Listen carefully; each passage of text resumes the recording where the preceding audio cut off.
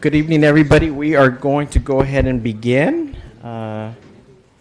Let's have our recording secretary call the roll. Council Committee Member Solorio. Present. Council Committee Member Iglesias. Here. Council Committee Member Peñalosa. Present. We have a quorum. It's 5:11 right now. Next, we're going to go to the Pledge of Allegiance. If you can all stand, hand over your heart, repeat after me. I pledge allegiance to the flag of the United States of America and to the republic for which it stands, one nation, under God, indivisible, with liberty and justice for all.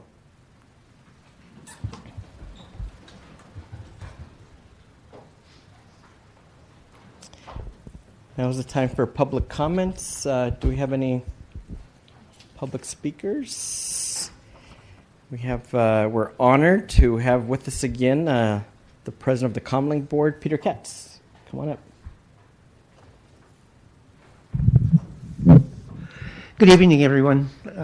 I'm Peter Katz, president of the Comlink Board. I just want to make one comment of support for the modification to the budget on the $300,000 dedicated for the proposed police department budget to study and begin establishment of a justice center. I've talked with Councilman Juan Villegas about this for a long time, and it's sorely needed in this city, and I strongly support it. If you look at the police calls for service, 50% of those calls for service are related to incidents of domestic violence in the city.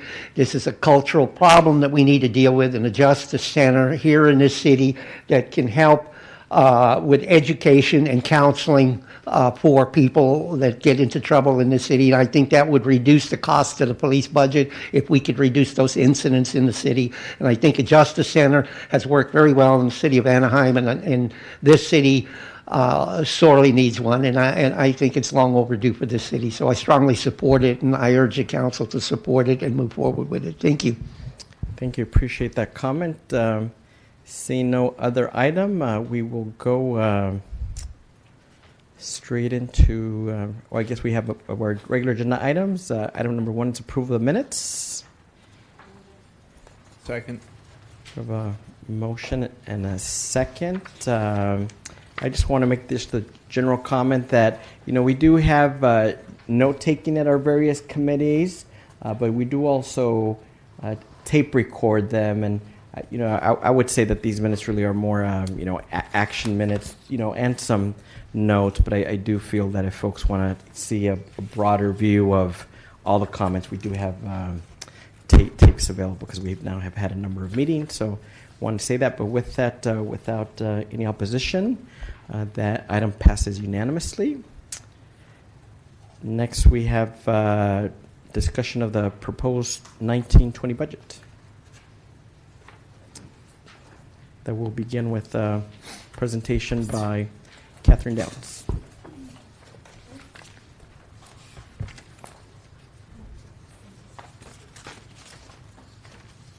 If I may, Chair, just make a few comments. Okay, please. First, I want to apologize. I'm not feeling well at all, so if I go running out of this room, it's nothing that anybody said. It's relative to the way that I'm feeling right now. And I told them I delayed you in that, 4 to 5 p.m. meeting. So, and if you get sick 3 days after sitting next to me, my apologies as well. One thing I just wanted to let you know is we aren't going to be able to do a special meeting of the City Council to consider the introduction of the ordinance of the budget. So it will be before you on June 18th, all the budget related. And I'm really working hard to try to keep the rest of the agenda light for you on that day, because I know you still have a lot to go through. And with that, I will turn it over to our Executive Director of Finance to walk you through some of the things that we've adjusted based on the feedback that we've received from individual council members. Question, may I? One, what you just said, will that be on the first part of the agenda, or will it be, for me, I would recommend that you do that the first thing. Order-wise, it would follow the consent portion, but the mayor can change the order of any of the agenda items, so I can talk to him about that. Okay, thank you. Okay, thank you. Let's see, the first slide that we have is just a recap of the additional budget documentation that we have provided for tonight. When you walked in, you received a binder, and this binder was in response to some of the comments that we heard from council members with different ways that they would like to see the budget. So one of the things that we have done is provided a total budget by line item for each department within each fund. So, for example, you could go to the police department tab and look at the entire general fund budget for the police department by line item and do a comparison of past years with the proposed budget for fiscal year 1920. I would note that the 1819 column of the proposed budget document on the expenditure side is our budgeted appropriations. We don't necessarily provide estimates of where we'll land with those expenditures for 1819, because if a department does not spend their entire budget for 1819, the leftover, they have the ability to go to City Council and request a carryover to the next budget year. In this case, it would be 1920. So I just wanted to be clear on that. We did update the, in the front section of the document, there's the general fund overview where you see all of the general fund revenues on a few pages and all of the general fund expenditures on a few pages. And in that section, we did update the 1819 column for estimated revenue as what was reported out with the mid-year reports that did go to City Council on the City Council agendas.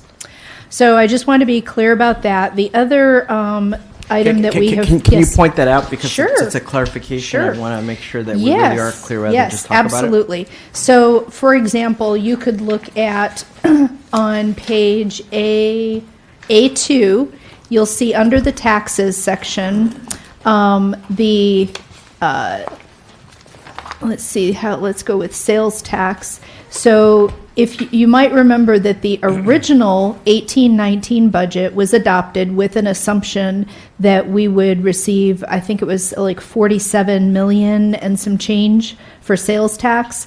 And it's like fourth or fifth line item from the bottom of the taxes section, you'll see that 1819 estimate now reflects our estimate of 51,280,000, which is what we reported at mid-year. So we have, there were very few revenues that we updated with the mid-year report, but that was one of them, and so that's an example of what you'll see. But how's that an update if you suggested that in the mid-year? Well, in the mid-year report, we reported our revenue estimates. The City Council, when they adopt a budget, they adopt the expenditures, the appropriations, whereas our revenue estimates, as long as we report them out to City Council, the City Council doesn't necessarily adopt the revenue budget. So you feel like we adopted the expenditure side, but not the That is correct. anticipated new revenue side. Okay, I understand. Yes. Okay. Okay. The other thing that I we're... have a question for you. Yes, of course. When do you want us to ask the questions, as we go along, or do you want us to wait till the end? Oh, we can, yeah. Probably by page. Let's go by page. She Sure. was just summarizing the clarification, but we didn't know what it was about, so Sure. we talked about that. Yeah, we can do that. I'm You have a happy question to about do that? whichever. I have a question when she went into the police department. Yeah, we're going to go by department, so when we go to the police department, we can cover the police department. Okay, because you brought it up first, so. Okay. Yeah, I was just showing an example of the budget document that you're receiving for tonight, the changes that we made in response to some of the comments that we heard from various council members. Okay. The second item that we have provided is the positions by department. So an example of that is on page, yeah. But I want to, I know that there was there was a lot of emphasis on the police department. So let's go to the example, page A20. So on page A20, you'll be able to see all the authorized positions for the police department. So you have what was funded during 1819, what we have proposed for workforce changes and what we are proposing to be funded for fiscal year 1920. And then we also have that same information for the unfunded positions. So during 1819, there were there were 50 unfunded positions, and we're proposing to fund 9 of those, which would leave you with only 41 positions unfunded. So it's both by funded and unfunded. So hopefully that makes things clearer for the council members, easier to understand. And 23 positions? You're proposing to fund 9 from the unfunded? No, that's the changes to the unfunded. So those 9 move over into the proposed workforce changes on the funded table. So that funded table of that 14, that includes 9 coming off of the unfunded list plus 5 new ones. We'll Okay. go back to the individual departments, but I think she's just walking us through what Yeah. the new information items are in there. And then the third thing that we've provided, and we did provide this before for June 4th, but we've provided it in a little bit different format, is the general fund expenditure reconciliation. That appears on page A10. And what we do is we walk you from the 1819 adopted budget and all the changes since then, or I'd say all the proposed changes to get you to the proposed 1920 budget. Again, this was presented before, but the change that we have made is to provide you a subtotal after the items that we feel are somewhat mandatory. So either a city council decision has already been made on these items, or it's an increase built into an existing contract. So those items are the things that we think that are somewhat mandatory to be in the budget, and then the remaining items are the ones that are staff recommendation. Okay, so that's basically a summary of the additional documentation that we have provided tonight. And let's see, let's go on. So on slide 3 here, we have a summary of new spending. This isn't existing spending. This is new spending on select categories. So we heard that from the council members on June 4th as well, wanting to know what our new spending is for categories such as youth, library services, homelessness, and code enforcement. And so we've tried to provide some summary information here in direct response to those categories. And we'll get back to this, or is this the last item? If you want to go ahead and ask a question, we can talk about it. Well, first, I have a general one, then I have a more kind of item-by-item set of recommendations, probably for the next item. On the youth one, the question I have is, there's 2 aspects to what I think we should be doing in the next year, specific dollar amounts aside. There's the excess general fund revenue from this fiscal year that moving into the next fiscal year, that there's a staff recommendation to put that 1.4 million or whatever is for youth services, really kind of derived from cannabis, if you will.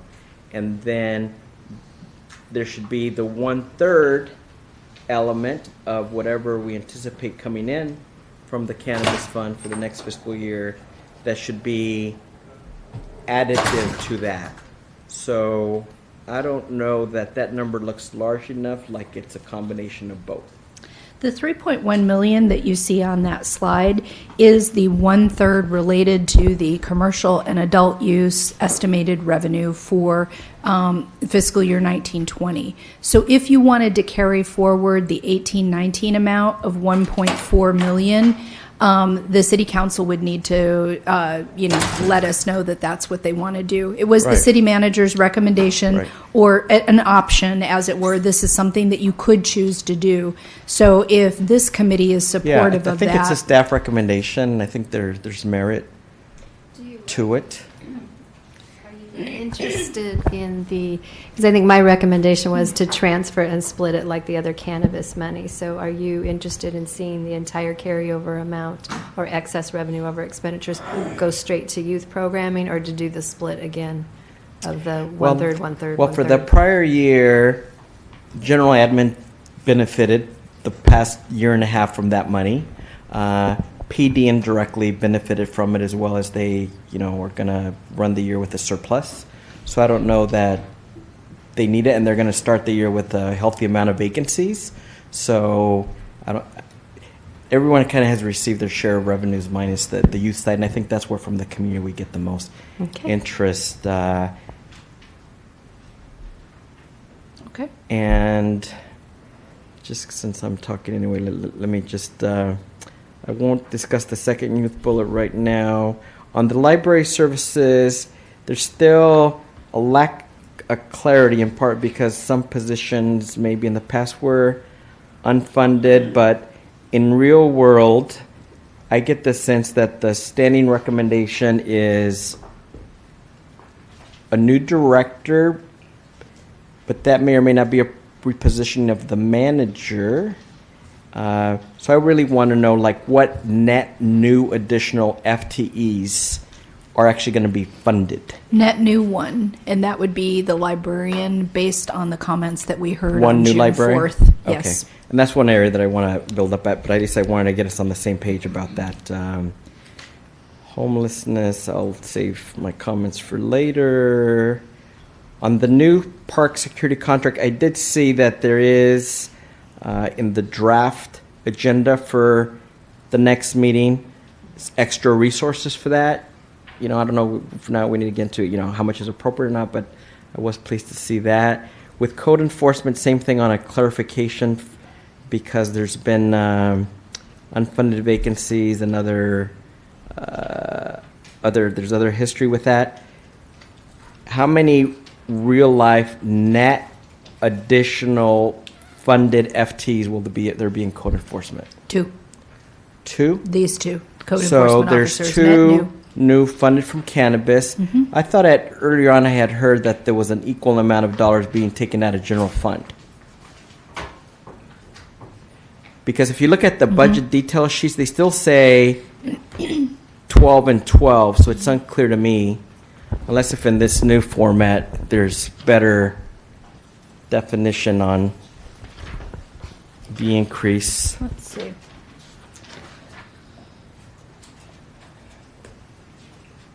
Yeah, if you look at page A22 of the binder in front of you, you'll see that we're proposing to pull two off of the unfunded list and add them to the funded list. So actually, we're talking about, oh, that's right, I forgot about the planning. So you're funding two as a supplemental for your homes. Okay, because we have the two for the code enforcement. Because the prior budget detail sheet had funded for this year 12 and next year 12. Planning assistant. So we only have three. So here is a supplemental with the two code enforcement, two with use. It's not just related to cannabis. Okay. And that was the response. So, okay. All right, we can probably make a further refinement of that. To clarify, There okay. we need further clarification on that. Yeah, we do. Because the two code enforcement officers that were added as a supplemental budget request, apparently they'll be doing other things as well besides just cannabis enforcement. So long story short, very unclear, but I think Okay. you're hearing we want more. And a little bit later on, again, I have more specific recommendations to help staff. So given this sheet, why don't we just go colleague by colleague and speak to items in this area? Councilmember, yes, Yeah. sir, go ahead. Thank you, Chair. The questions I had with this, Madam City Manager and Catherine, is I guess maybe Lisa, our Parks and Rec Director, could help as well. I knew that there were a lot of requests personally to support programs inside our library as a teen space, like the teen space and other areas of the library that I have, from what I hear, had been cut back or reduced in times and programs available. I'm not sure if Lisa wanted to talk about that, and I just because I figured if we're talking about youth investment and allocating these funds, it would be appropriate to make sure that programs like Teen Space and other programs available in our library would not face budget cuts, given that we passed a sales tax measure for this for these purposes and the cannabis as well. So, Lisa, can you just go over briefly what is happening with Teen Space? Yes, I guess in the past it was cut back, but right now we have an interim librarian, library director there, and she's doing an evaluation of all of the programs and services and the staffing and things of that nature. So anything that was cut back, she's looking into. We certainly could utilize the cannabis funding for additional programming. We were also talking about a bookmobile or something of that nature, a techmobile. So those would be part of that funding. So I don't have a full report for you now. She just started a couple days ago, but she's looking into that. And I know part of our budget recommendation was to allow the new director or whomever is going to lead the department to come in and make an assessment and make some recommendations for programs. Okay, as long as that ability is there for whoever comes in to make that recommendation and request, I just want to make sure that we could have something to provide, to any youth programs in our library or across the city at our community centers.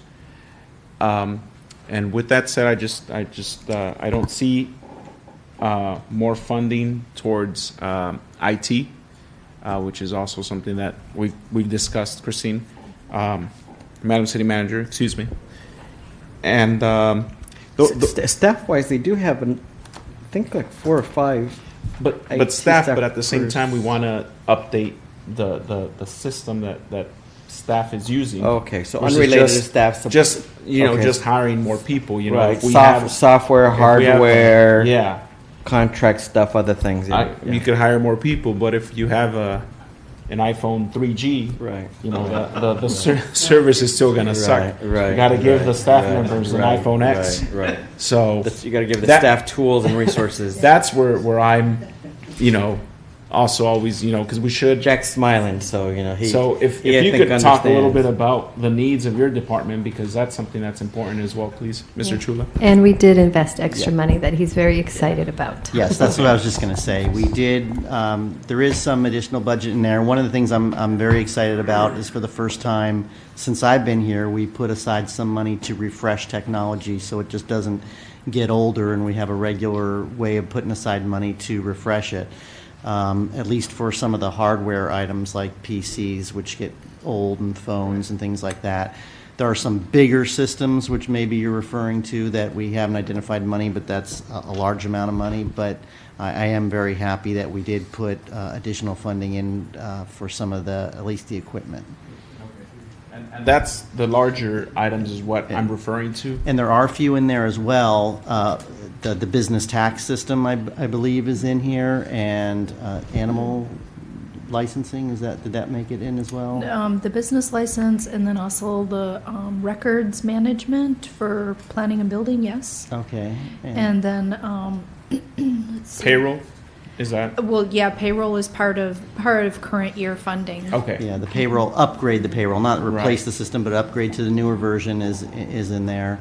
So we do have some of them, and we can only do so much at a time anyhow because of staff availability, but I'm pleased that we did get some in this year, and hopefully we'll get more in the following year. Okay, and that's Jack- just something to consider in the future, because I know it's a large the background database is what I'm talking about. That's the larger cost, and I know it's hefty, but it's something that it's an investment. That could help minimize the labor, versus having somebody spend 12 hours doing manual input. This could be automated and facilitated and make all our lives easier. I So, agree. Thank you. Councilwoman Iglesias? Okay. So I just need clarification. we're on this slide, it says new spending, so like categories. And so is this just for the cannabis fund, or is what revenue sources are these? No, this is not just the cannabis fund. So under the youth category, the 3.1 million, that is from the cannabis fund, but there's 1.6 million in the general fund. Okay, but hold on. So when you say general fund, would that be something that we're already funding, or is this something that is going to be from Measure X or other type of revenue? It's new funding for 1920. Okay, This so from was where, in though? response to the question at the last council meeting of new spending in these particular areas. You have more new spending in other areas than just these, but these categories were discussed at the council meeting, so that's why Catherine has pulled them out to let you know what the new spending is in these four that were mentioned. Okay, and I get that, and thank you for breaking it down by 2 bullets, but I get the first one, it says Cannabis Public Benefit Fund, but the second bullet, it just says general fund money, but where is that new additional general fund money being generated from? Is this from Measure X, or, I mean, where are you seeing this coming from? Do you want to? Okay. So the general fund revenue comes from all of your tax sources. So it could be property taxes, it could be sales taxes, it could be Measure X. It's one big bucket that all your general taxes flow into, and then all your departments charge expenditures to the general fund. So we don't identify this as a Measure X dollar that's going just here because it's one fund. And the reason it is one fund is because you have accounting and budget policies that determine what type of funds a city is able to have, and the general fund captures all your general tax dollars. If you have a special revenue, it's because so if the Measure X ballot measure had been passed as a special tax, it would be segregated in a special revenue fund, but it was a general tax, so it's going into one bucket.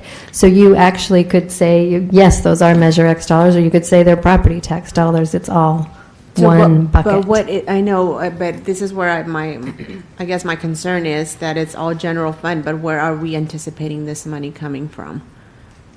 Well, the primary growth in general fund areas are Measure X, Correct. sales tax, and sales tax has been seeing climbs up. Most of the other revenue sources are largely pretty flat, so then for me, just for, purposes of doing a presentation with, transparency information, it would be good to have, Measure X, property tax, or whatever it is that you guys see. So this way, when we're looking for it on this convoluted, presentation with the information that you're giving us, then will be easier for us to find.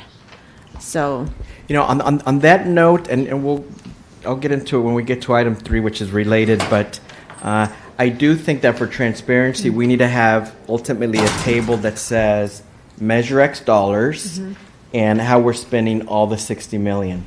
The truly new things, and then other items that are continuation or enhancements of existing operations, because if not, it's hard to see. gauge. And similarly, but to a lesser degree, same with the cannabis fund. So we could say the cannabis table was these amount of dollars, and they're not always going to match well with other things, but I do think there are ways that we can represent it better. Yeah. So for future, I think that'd be great if you could add that for us. And then also for library services, the additional librarian, where is that coming from? Is it general fund money? So you see that, like, the second one doesn't have. It's general fund money. Okay, so it'd be nice if you could note it there. The same thing for homelessness. And so for the code enforcement, is it only the code enforcement? I guess that's my question again. Is it only through the Cannabis Public Benefit Fund, or is it also through Measure X? The draft budget in its current form is only from the cannabis fund, but we may be making an update to that. Okay, yeah, because code enforcement, staff is not sufficient for me either. So okay, so then you'll be having more clarification then on the funds and also the services. So I agree too with Councilmember Peñalosa. When it comes to the youth, I see this money. So are you going to be explaining to us the programs that are going to be funded later on in the presentation, or is? Well, later in the presentation, there's actually a recommendation for how we get there. There has not been a list of programs identified that total up to that 3.1 million out of the Cannabis Public Benefit Fund that, say we expect to spend 100,000 on this after-school program and 50,000 on this camp. We don't have those kinds of details. They still need to be programmed out. But what we're going to cover later in the presentation is one of our recommendations is to potentially use your existing youth commission to help make those recommendations to City Council for the programming of that money. Okay, so, but right now, do we have something of, the current programs that we're funding? Do we have that, like, item by item? It is not broken down like that. The But recreation. But it's something that we should have. Yeah. And how much we're spending on the programs, how much, we're spending on them, do we? Well, we have line items, which is largely staffing and some programmatic things, but, and But for me, it'd be nice just to know what programs have we been funding, and then how we're going to augment them if we need to, and so at least we know what programs are being effective and which are not, because I wouldn't want to give almost $5 million for something that we don't even know what's producing. Okay, thank you. Okay.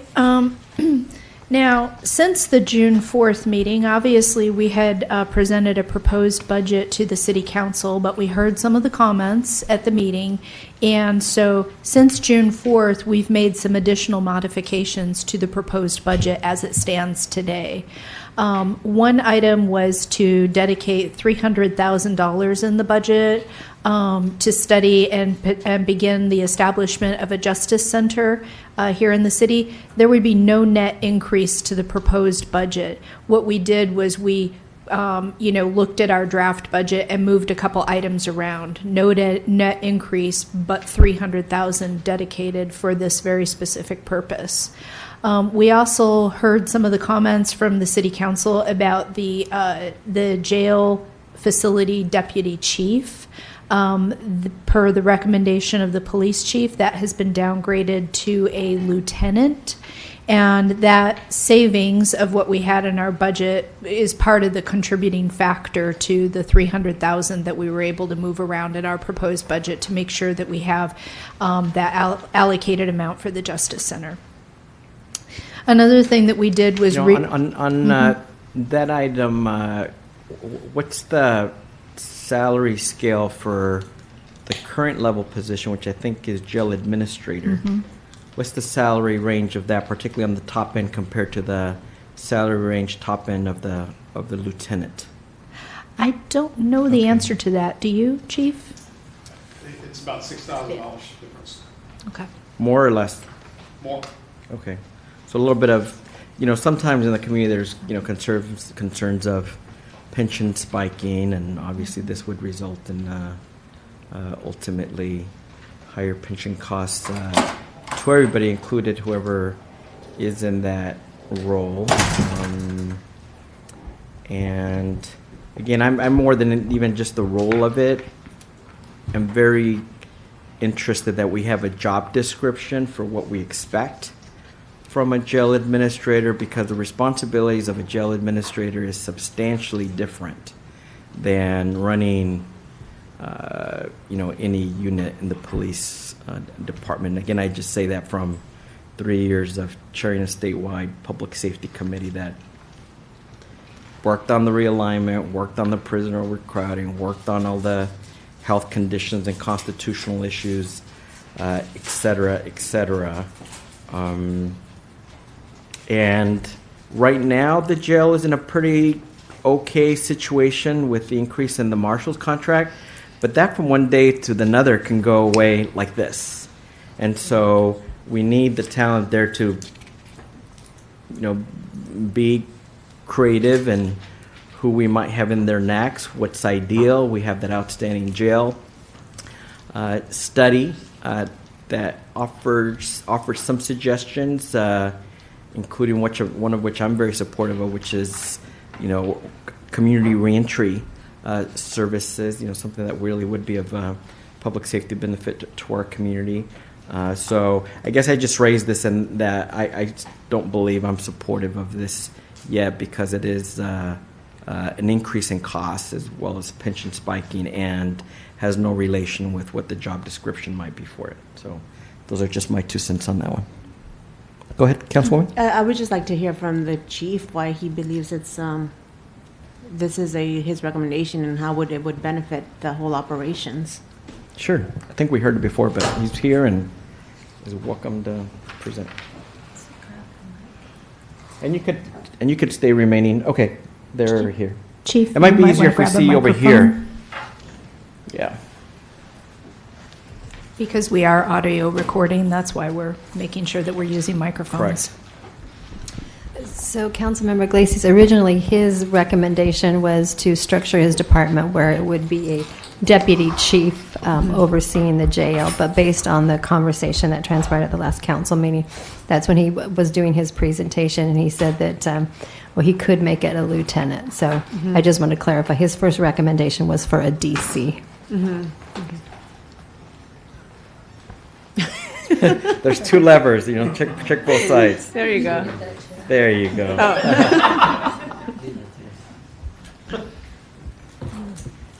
Okay, thank you very much for the opportunity to speak to this, and I'll speak briefly. Yeah. So it was my best recommendation to implement a deputy chief position because very much of the authority and responsibility in the jail.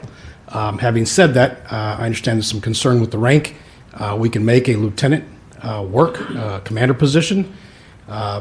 Continuity and leadership is critical. We have personnel issues that we're addressing in the jail, ongoing. I hear regularly from the union regarding issues of concern, operational, and so that was my recommendation.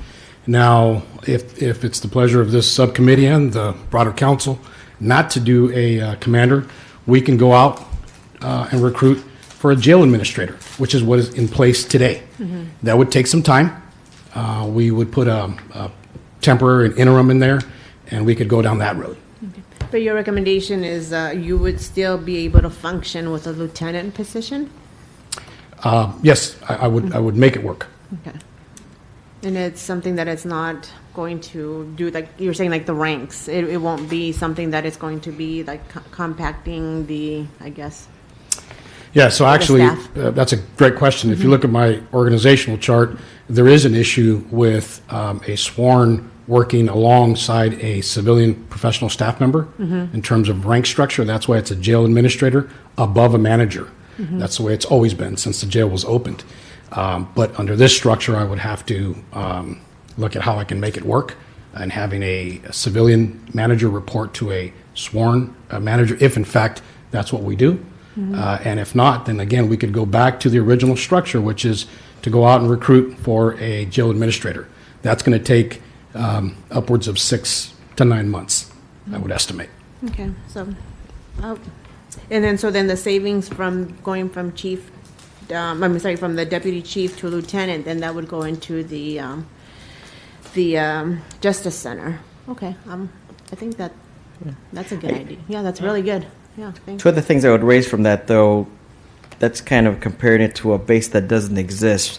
In reality, you're going to see an increase in cost for the top spot at the jail of at least $6,000 per year. So there's not, in real life, there's not really a savings.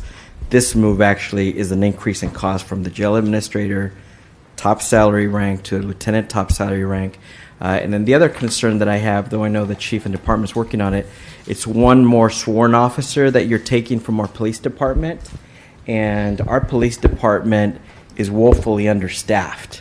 Probably many of you read or have seen some very disturbing news pieces, and unfortunately both today, of 2, I think they're both rape or sexual assault situations, probably related to transients, probably related to unpatrolled and monitored sections of or railroad tracks or elsewhere, so we cannot afford taking more people from the field. And I know the most update estimate of year-to-date where we're at for the fiscal year, we're looking at maybe being even Steven or -1 for the year. So, for example, if we did this, then that would be one more sworn vacancy in our police department. And I would argue not the best time for it, but I appreciate the case that the chief is making, and maybe at some point the compromise is a lieutenant, but with the job description, so we can recruit internally and externally somebody at a lieutenant level that is sworn that can, that can follow that job description. Sure. Yes. Chief, would this remove a police officer from patrol from the streets? Their sworn position. So we would dedicate a commander if we went with this model, and then I would backfill and promote another sergeant to commander. So it's a domino. So then somebody has to fill that other spot, and so. Yeah, it is, because if he's promoting all these internally, ultimately it's a domino effect, and you're one less sworn officer down. Again, that's not to say there might not be some justification for this, because running a jail successfully is very important, but there's going to be now one new sworn officer in the jail, not interacting with the public, and there's going to be one less sworn person in the police department. The way it's currently presented is the addition of a new lieutenant. So while it will produce a temporary vacancy, it's not going to take away a sworn position at the lower ranks. Okay, because initially I think you want to recruit internally. And again, that would be the thing. If we recruit somebody externally, that would be an addition. But the lieutenant position is being sought as an addition to his number of lieutenants he has right now, just like the deputy chief was an addition to the number that he has. But if somebody so it's is not getting, reducing the numbers below. Well, there's going to be somebody. What's the level below lieutenant? Is it commander? Sergeant. So sergeant most likely may be recruited to fill the lieutenant spot. So now you got one less sergeant. That's a sworn position. And then that made, because you have a vacancy there, then you may have another officer that gets recruited into that spot. And so there is that domino effect. And we could debate all night, all that. But vacancy. But yeah, correct. But it doesn't remove a position from the department. So. But it moves them into the jail. I said, not interfacing with the public. Yeah. You could just promote somebody else or hire. Yeah, but it creates a vacancy at the end of the day, officer. is what you're also hearing. No. It's just because it's zero sum. If you're moving somebody. If you have 10 positions and you add an 11th position to create this lieutenant, you're not eliminating another position. You're creating a vacancy for a temporary period of time. Right. But you're not you're not losing a position. That was the point I was trying to make. But a vacancy, if we can't fill them, is one less person. Again, part of this semantics, but it would be a domino effect. If you recruit internally, it's a domino effect, and somewhere there's going to be one less person in the police department that isn't interfacing with the public because they'd be interfacing with staff in the jail. And, we don't need to agree on all these things tonight. I'm just offering my opinion. Just in the bigger picture, if it's only an additional $6,000 cost to the department, from what it sounds like, it could make us so that we could possibly open up that other wing how many? I think the wing commitment we already have. We already have a commitment to fill the other wing. Do we, Chief? So it's the only portion of the department that has a $14 million revenue generation stream. So having the appropriate level of oversight, I think, is critical for limiting of liability exposure. A $20 million operation, the jail alone. And so if we were to open the additional mod, which we are working towards, you're looking at upwards of an additional $2 million in revenue. So again, just looking at best practice and having the appropriate level of command structure over there, I think, is important. But we will make whatever work. But on the precise question of do we have a commitment from the marshals to fill that other wing, already we do or we don't? We have a commitment to continue our agreement. We have to go back to them because it was a 2-year, initially a 2-year, August of 17 to August of 19. We are going to go back and get that extended. But it's more about hiring the staff as well. Not only just the commitment of the inmates, but also the staff to run the jail. Okay, so there's an understanding, but it's not Yes. formalized yet. Okay. We also are seeking an increase in the per night charge that the U.S. Marshals pay. Right. That's great. Thank you. On this bullet, I'm comfortable with it, knowing that, that you're looking at how it's going to you're going to make it work, and how it's not going to compact, the leadership and the ranking and all that. So just provide us, and I guess the entire council, something that we could evaluate to make sure that your operations. Yeah, we could see maybe like a little org chart would help. I'm comfortable with the idea, just kind of make it like Making it work. Right. a detailed. Okay. Because yeah, if we could increase just the management operations of the jail, it's always, in my belief, best practice. So. Okay, thank you. The next item on this slide is, again, a repurposing of our draft budget. No net increase to the proposed budget. And we're looking to repurpose from a couple different department budgets to make sure that we have enough funding to provide for park security. So we had, it's a total of $570,000 there. And then we also have other money in the recreation budget that can go to that park security contract. So more details forthcoming on your June 18th agenda. This was the recommendation that our city manager had, that you could use a youth advisory group to help us develop a specific spending plan for That's a that good idea. cannabis money. And so you do have an existing youth advisory commission, but the city council can certainly direct us on, in any regard there. I believe it was Councilmember Sarmiento who mentioned it would be neat to have Yeah, the youth no, it is a good comment idea and to help help. program the funding, which we could certainly set up a youth advisory group that advises and assists Lisa, but isn't another Brown Act committee. Right. Yeah. Councilman, yes. I think this just came also from some of the last public speakers at the meeting requested that there was a youth commissioner on the Involvement, Measure X. I mean, my appointee is 25.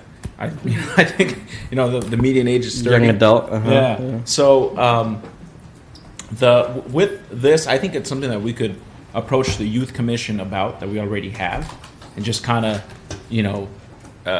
because they're all in their late teens, early 20s. I mean, why add another possible Brown Act violation to another body? Is Brown what I'm Act saying. work. I don't think Brown we're talking Act about work, Brown Act not violations. violation. Brown Act Yeah. work, another body, when we already have a youth commission in the city, and maybe approaching them and say, hey, is this something that you guys would like to take on? Is being a youth advisory committee for these extra funds versus just creating more bodies is what I the less work that needs to be done, work with what we have is always good.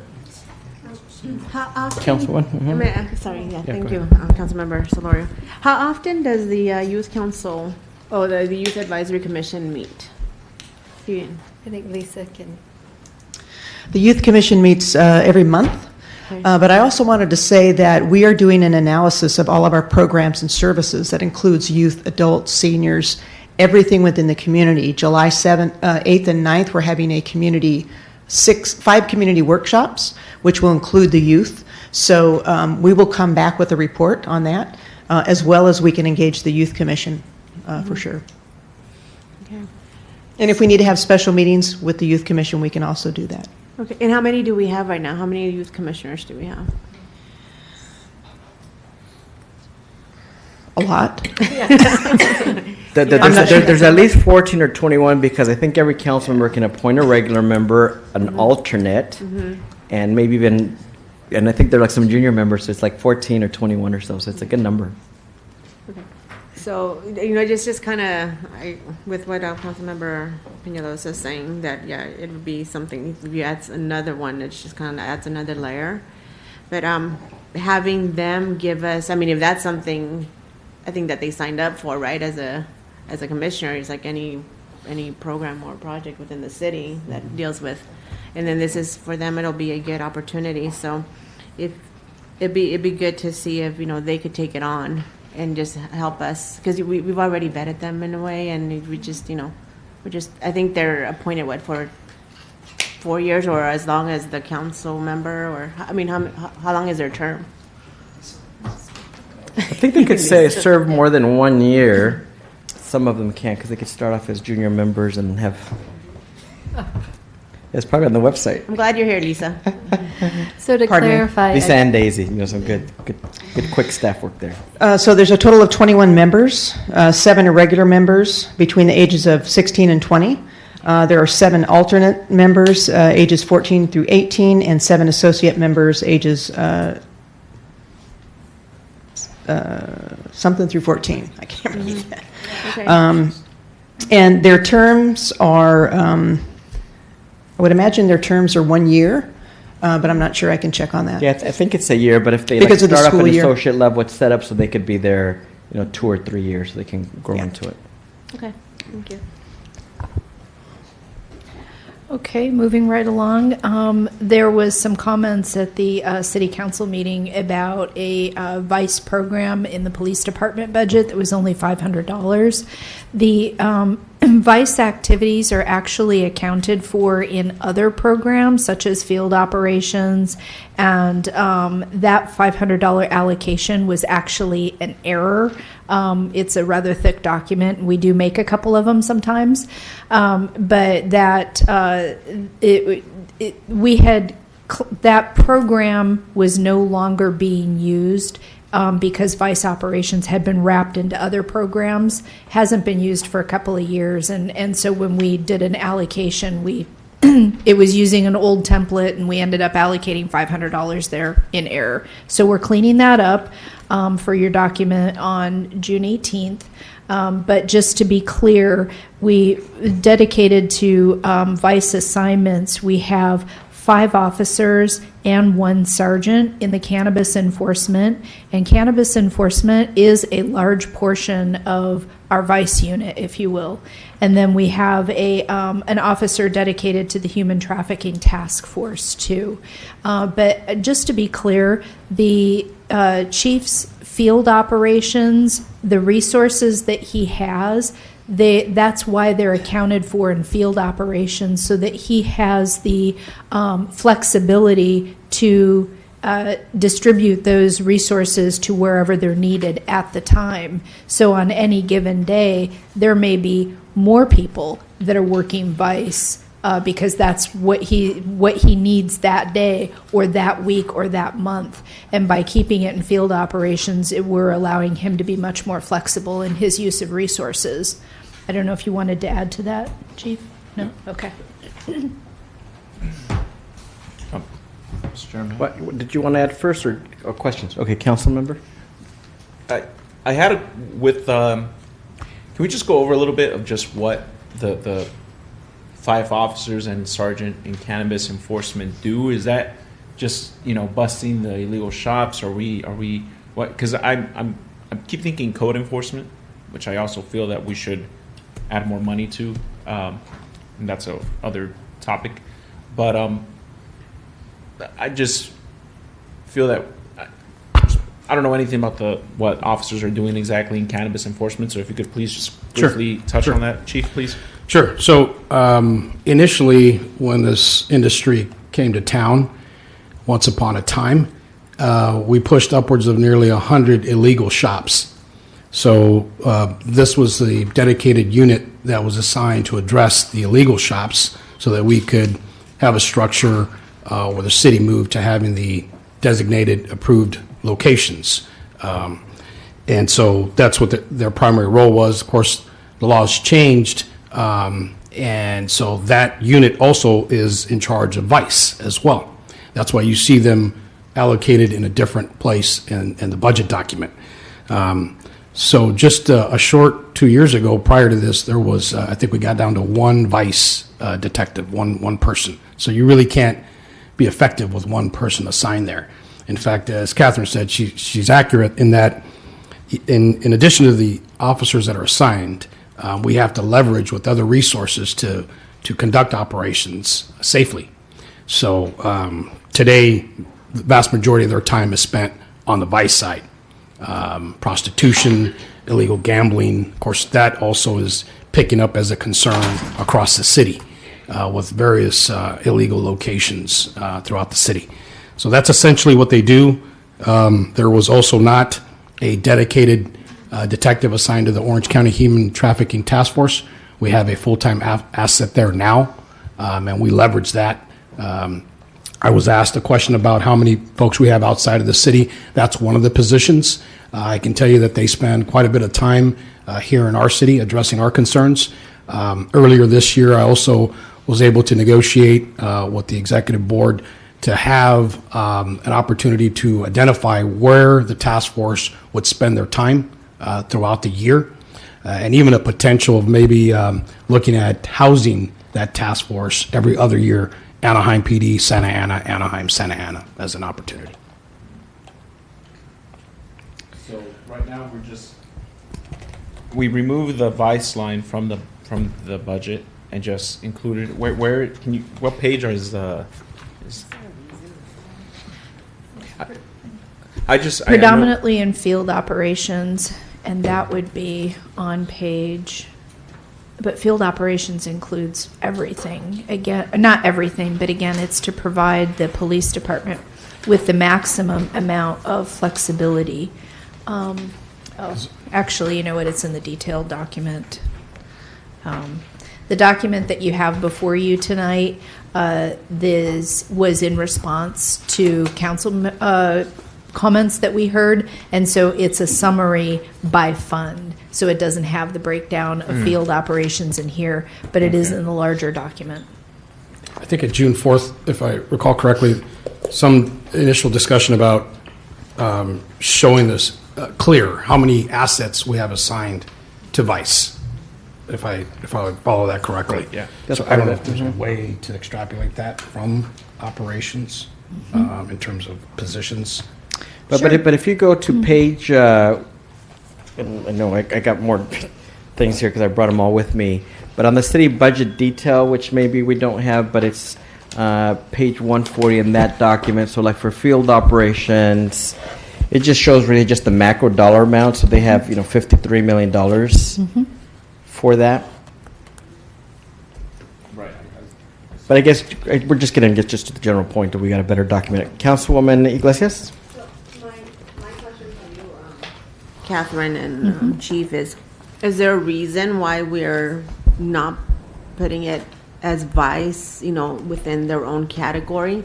Because that's very confusing, especially, and I know a question came up by a community member asking about how many individuals you had assigned to vice.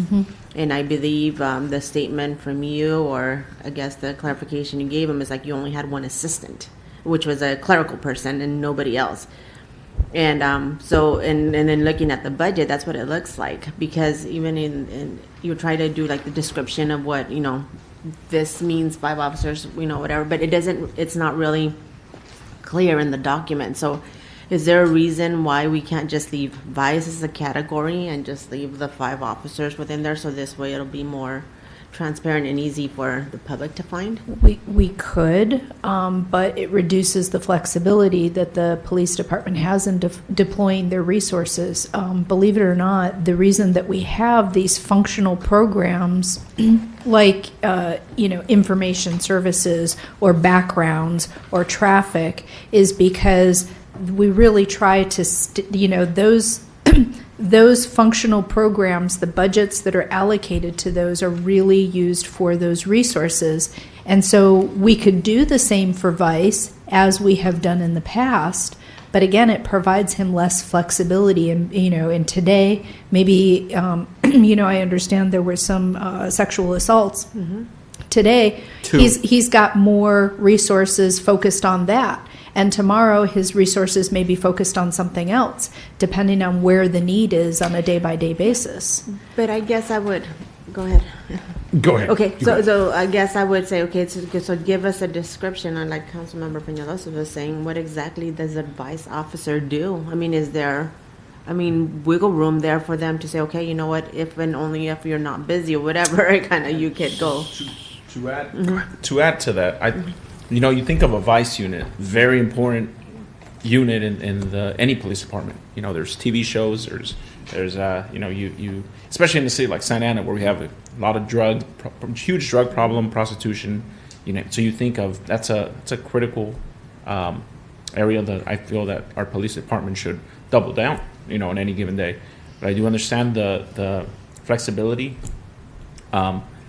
It's just I know it was an error, but it brings me back to how important a vice unit can be.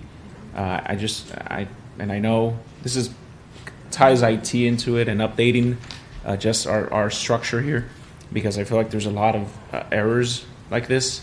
Not your fault. I know that the workload is there and it's a lot of it's time consuming. But something like this where it's a vice unit, I could understand if it was a clerical error under fingerprinting. Oh, you know what? We accidentally, that. But a vice unit, you think of that as something more important. How can someone oversee the $500 amount?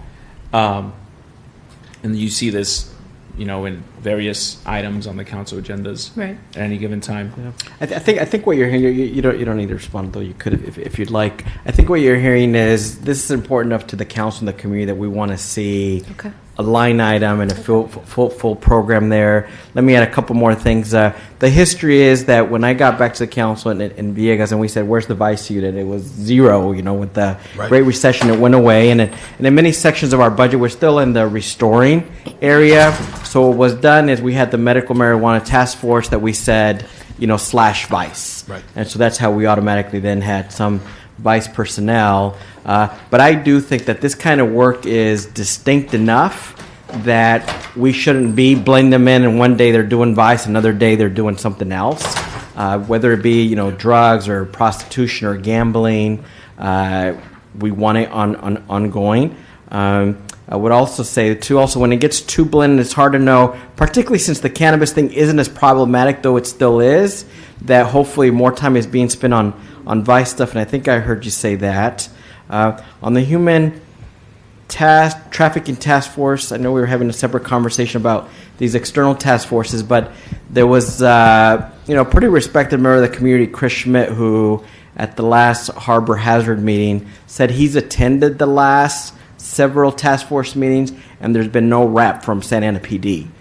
So again, just back to optics and how important it is. They're not seeing it, and so now we're seeing there's an entire one person dedicated to the task force, and it's things like this that upset, I think, the council and the community, because we try to show there's work being done, but yet something like the meetings themselves, they're a no-show. So, if I may now? Okay. One last point. Go ahead. And then finally, and I have a set of recommendations, including ways to address this. I'd like to see even things with like overtime, that we start saying overtime for vice, as well as for this dedicated staff for this, so that for policymakers, the community, and the department, it's much clearer on where we want our resources spent, and this is one of those areas. Chief? Yes, sir. Okay. So, and Catherine and I didn't discuss this prior to this because we didn't know what direction this was going. So, from a day-to-day operational prioritizing how we're going to respond, it quite frankly doesn't matter to me as the police chief where the resources are delineated. Whatever it is, the highest priority that occurs, we respond to it. I'll give you an example. If we have a couple of shootings, unfortunate, say, murders that occur over the weekend, Monday morning, my first order of business is to bring my senior command staff into a room together, and we're going to identify what resources throughout the police department we're going to reallocate for the purpose of addressing that issue, that crime issue. So it really doesn't matter. From a logistical standpoint, I'm sure Catherine will work on that, but from my standpoint, in terms of leading the police department, it's irrelevant, frankly, where they appear. And I hear you from the last council meeting and then tonight again that that you clearly want to see it identified, Right, and it should be. right, So, right. We having can do said that. that, the Orange County Human Trafficking Task Force, I advocated strongly to dedicate an asset there, even before becoming chief. That's there, it's in place. Those meetings are strategy meetings. The detectives attend other meetings as well. I understand the optics. We can certainly send someone to the meetings that the public attend, but know that we are fully committed. More so, it's been leveraged in this last 6 months to ensure that we have a strong say in what that task force is doing across the county, but specifically in Santa Ana. Yeah, Councilman? And thank you for that, Chief. Also, I keep thinking of the strike force team and looking at ways where we could possibly eventually in the future try to start planning to I don't know if you have, but to bring that back maybe, because that would I feel alleviate a lot of these issues that we're seeing out on the streets. So that's just an idea that I had.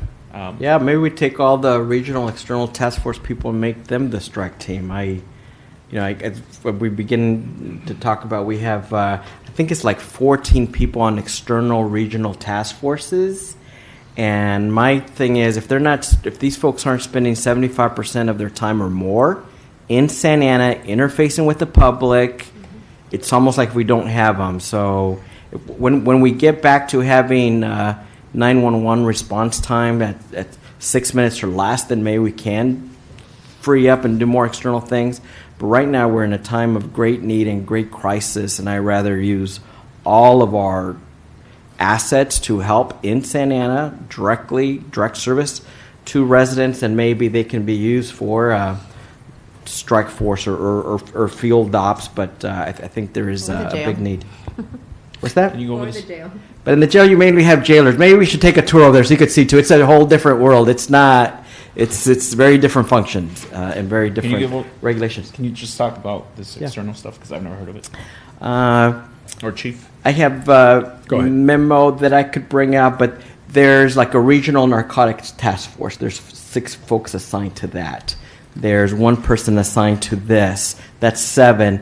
And then there's another, oftentimes whether with federal agencies or state agencies, they tend to also be in the areas of drug trafficking, human trafficking, gambling, RICO, other stuff. So it is good things when you're fully staffed, but oftentimes these folks may even be out of state or out of the county.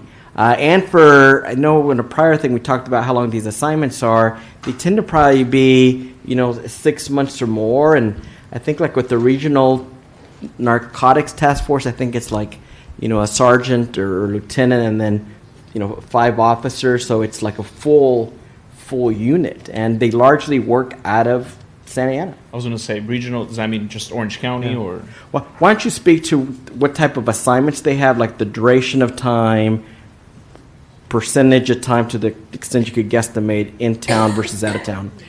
I'm thinking, we have public safety tomorrow, so maybe just because now I feel like we're Doc, strained. I'm ready So- tonight, tomorrow, whenever. Right. Well, they're important for both, yeah. Yeah. Okay, so the assignment of outside task forces is a critical decision for me as a chief, one that is important because we leverage resources and services.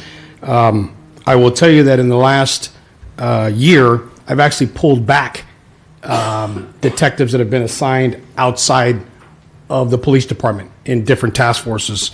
There was 1 detective that was assigned to the water. Yeah, we're losing all our staff. Everybody's here. going. Yeah. It's a So bad flu. we had 1 detective assigned to the United States Postal Interdiction Team who worked out of the airport, interdicting drugs coming in to our community. So pulled that position back. We had a detective assigned to the DEA full-time, pulled that position back. I had a 2nd sergeant assigned to the Regional Narcotics Suppression Team that the councilman was referring to. Reallocated that position to critically support an assignment that we needed in our police department, and that is the reinstitution of the police human resource sergeant position. So addressing liability exposure. My approach is Homeland Security begins here in our city, in our department first, and then we fan out when possible.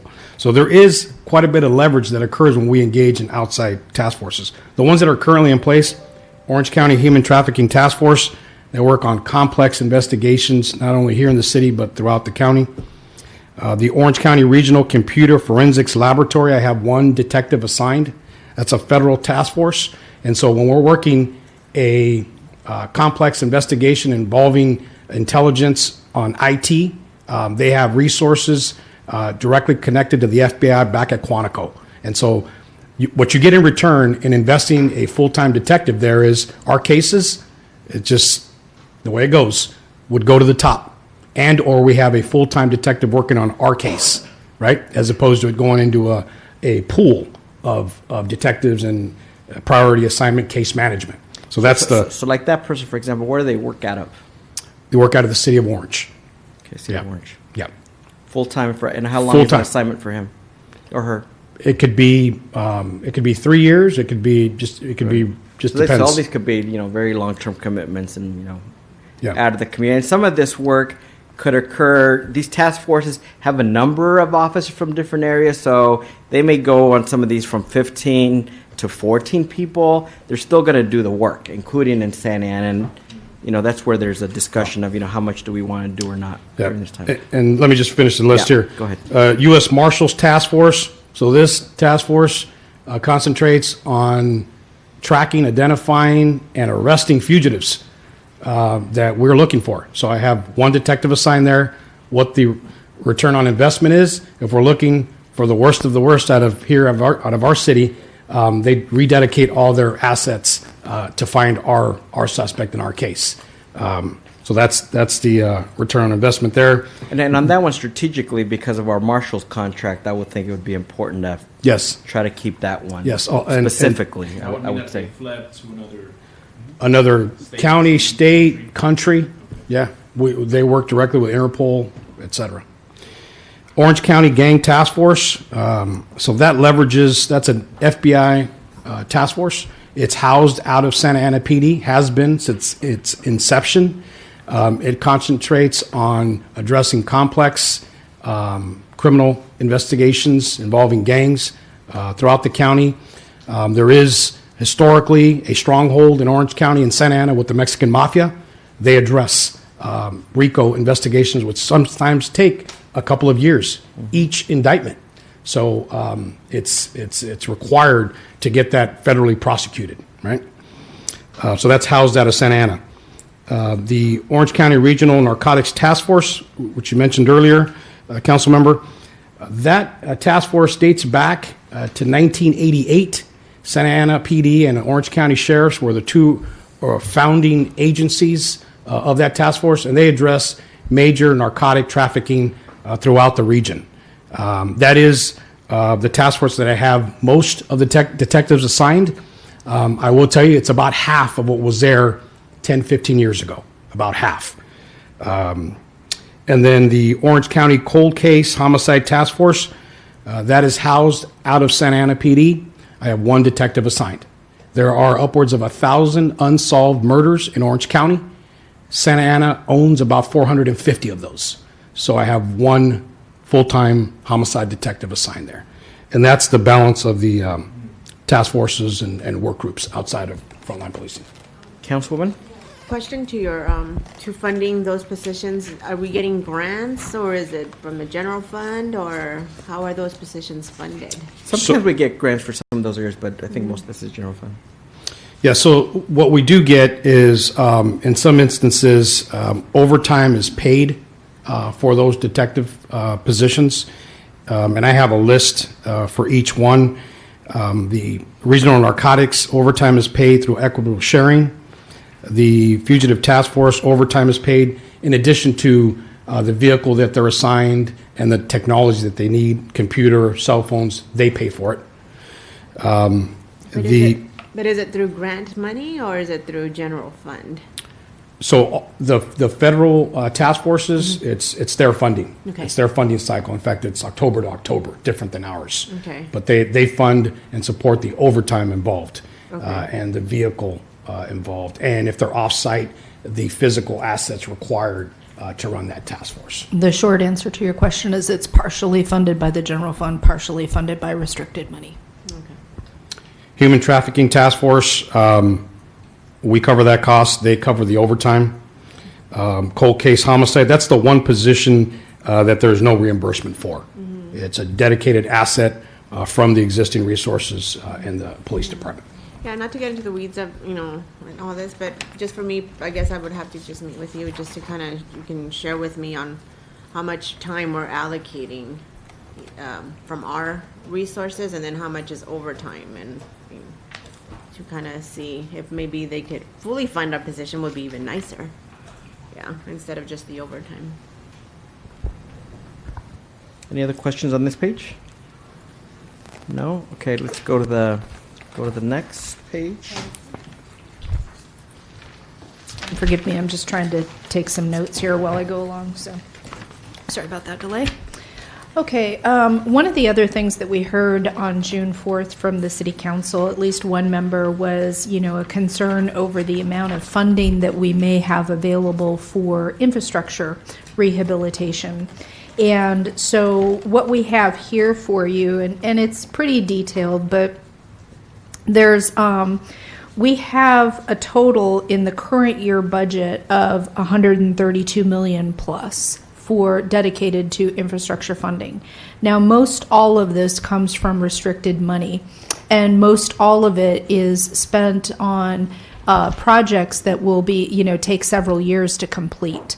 For example, obviously the Bristol Street widening, that's a multi-year project. You might remember that we just got $23 million capital infusion from the county for sewers. Those projects will be planned out and constructed over time, certainly not within 12 months. So what you have here is almost like just a reminder that we do have $132 million in the current year budget for infrastructure rehab. We expect that quite a bit of that will be carried forward as is appropriate to the next fiscal year to continue work on these multi-year projects. So I don't know if you had any further questions about that concept.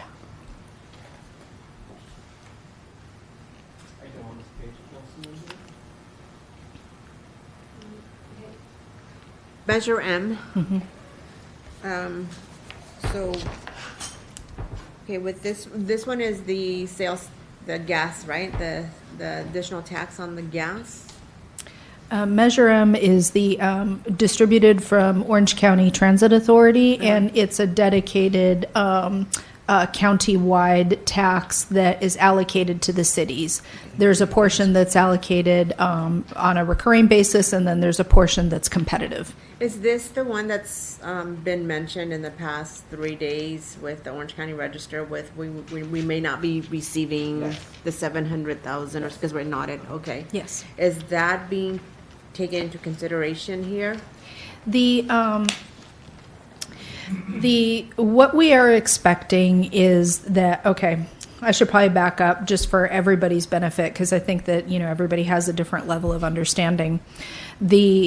To receive that money from OCTA, we are required to spend some of our own money, general fund money. It's called it's referred to as a maintenance of effort. And it basically says that we're going to throw in some of our own money to maintaining the right-of-way. And then if we meet that threshold, that maintenance of effort, then we get our money from OCTA for Measure M. The audit that was recently closed for 17-18 on Measure M money disallowed some administrative allocations that we had.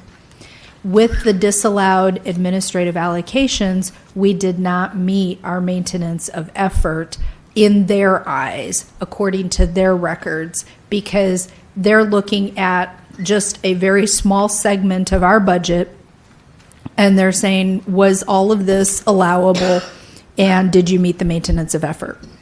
And so because of that, what we are going through right now is that we will have another audit done. We expect that audit to be done December, January timeframe. That audit, if we pass it, which we fully expect to, because, you know, you might remember that we've had some conversations about correcting some of our administrative overhead allocations, and we've done that. So we fully expect to pass this next audit. If and when we do so, the OCTA will release any held money to us for Measure M. So right now, as of the May payment, they are holding our money until we come into compliance by passing the next audit. So it's not a permanent loss at this point. It's a cash flow issue, meaning just a timing of receipts. Instead of receiving it today, I'm going to receive it tomorrow, if you will.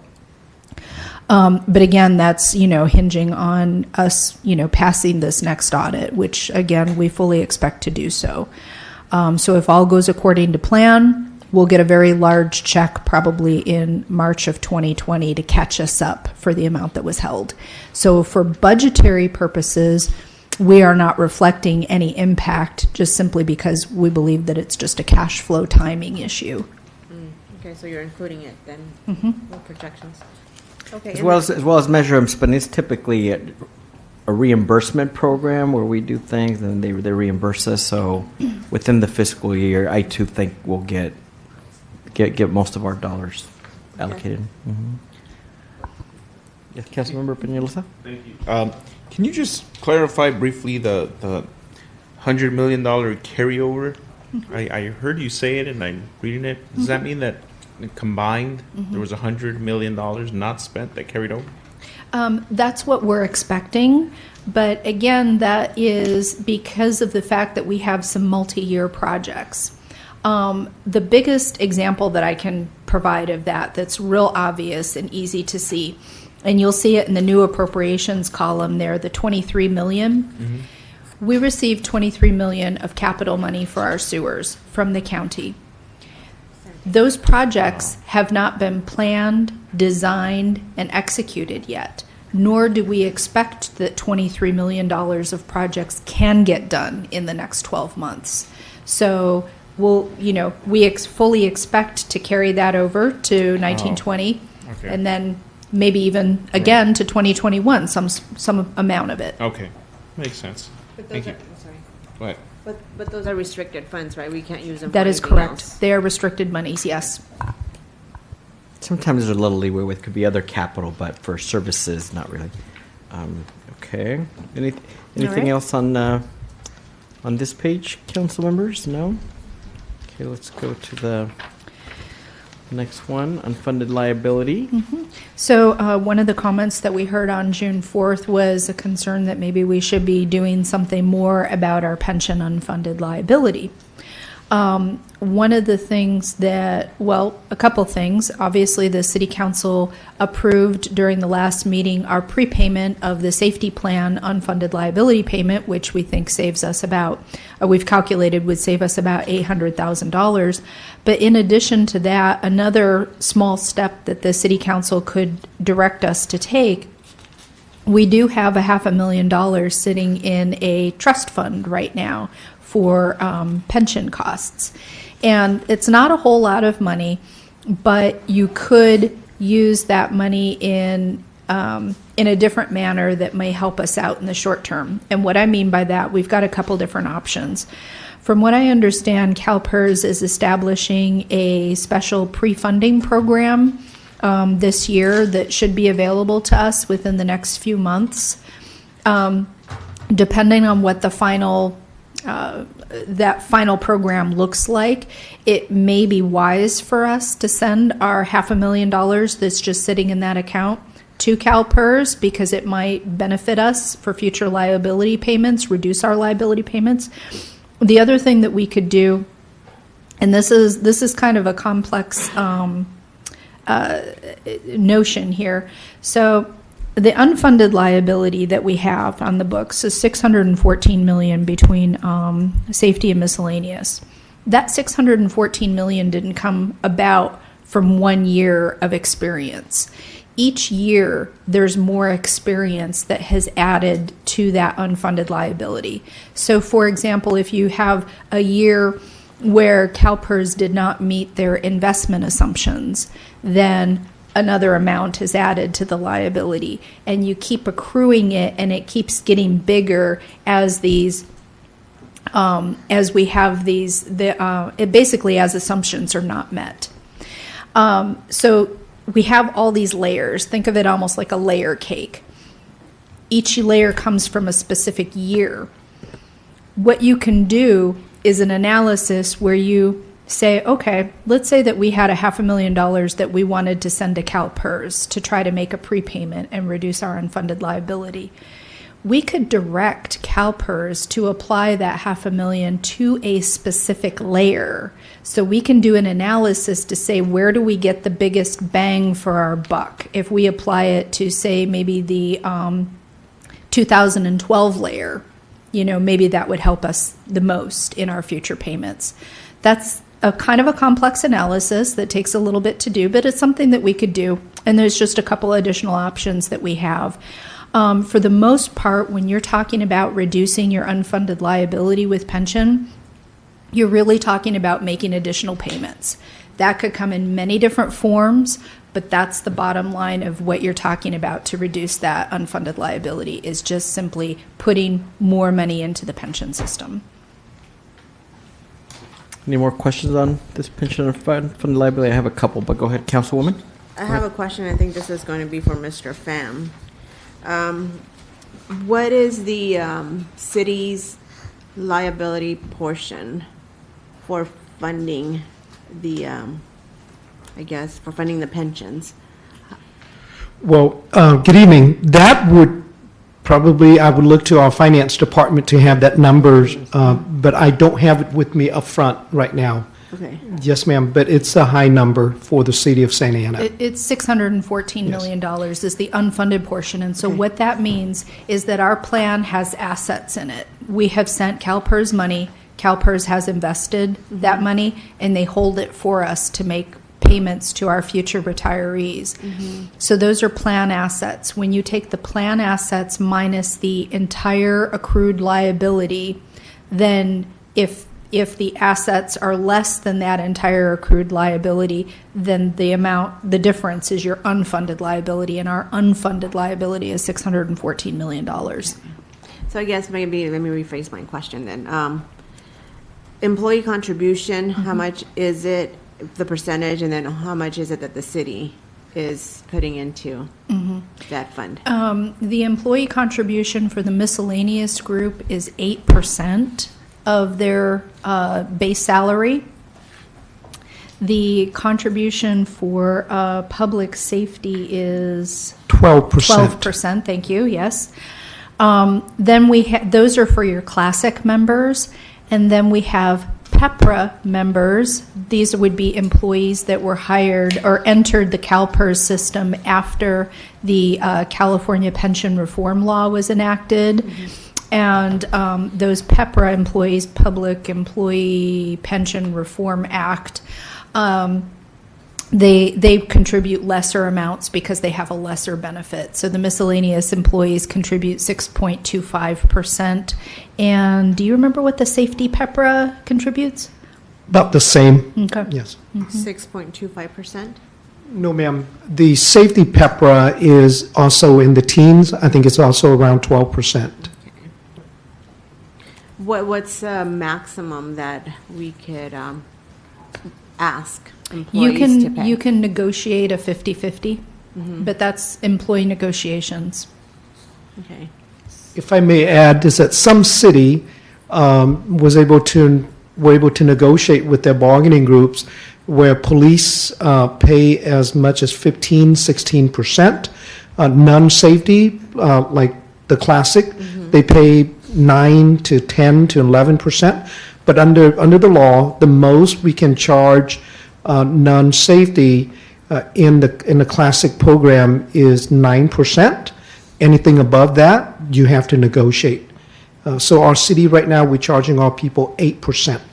So is that something that we could look at then, since by law we could do a 9% and it doesn't have to be negotiated, right? Is that what I'm understanding? Or it would need Yes. to be Yeah. negotiated. I would prefer that we negotiate first, but if we can't get cooperation from our association, the city council can impose up to 9%. Is that something that we could look into? Because that would save us a lot of money, and maybe that savings definitely goes into, like you were saying, your layers and putting it in there so we can, it'd help us with our liability that we have. Well, that would be a council policy thing, and preferably at the bargaining table. And sometimes we struggle getting to 4 or 5 votes on those things. So to the extent that you can vote for a bargaining agreement, it would require I know, your but vote to do so. And I get that, but I think this is something maybe like you could bring it up to the entire council, and then we could all look at it. Right, but it would be in a bargaining unit agreement or in a budget, and would you be willing to vote for a bargaining unit agreement or the budget document? I would say bring this information so everybody can have, everybody's hearing the same thing, and I would feel like it would be a good recommendation for us to kind of consider. But you would And then consider supporting it in for an a MOU? for a 1%, I mean, 1%, if you could give me the numbers of how much that would save, the city, and in order for us to reinvest it right back into saving us more money, I think, I would You'd consider consider it? something like Okay, that. good. Yeah, good. we can certainly provide the information. Yeah, thank you. This actually, believe it or not, takes quite a bit to pull together. Would you like to see the information for the June 18th meeting, because that agenda goes out on Thursday, or would you be willing to accept a separate report at a later date? Whatever you can in advance, but because it involves, you got to do a meet and confer, and ideally, preferably, some meetings at the bargaining table. So I don't recommend that staff does a recommendation on that without No, it'd just be an informational a meet and piece. confer. Okay. But Okay. it would take some time to pull that Okay. together. The question I have regarding pension stuff is, if we were to make significant down payments on the unfunded pension liability debt, so let's say that the next 4 years we did an extra $10 million every year to help pay down that unfunded pension debt, does that help us in the short term or longer term by way of lower interest rates or other costs that we're incurring by having a balance that's so large? Yeah, I mean, the balance that we have is large, as all other cities and public agencies. It would help in both the short term and the long term. But just being completely candid with you, it depends on, how the city council feels about, what's going on at CalPERS right now, as far as like the current investment earnings and such. Because if you send CalPERS more money, they're managing a larger portfolio of assets for you. And if they are not making their investment returns, then maybe that's not a good idea to have CalPERS managing a larger asset portfolio for you.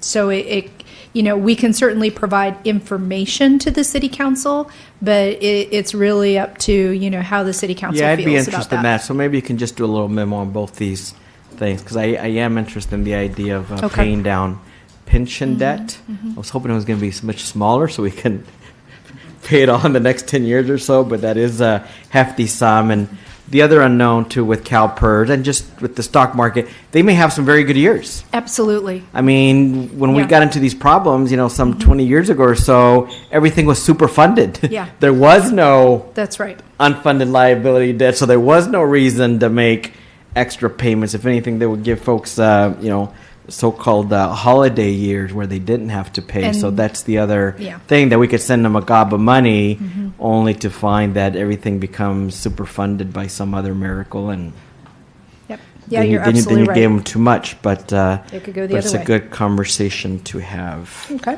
Any other questions on pension, Councilmember Peñalosa or Councilmember Iglesias? It's an important area. No, you good?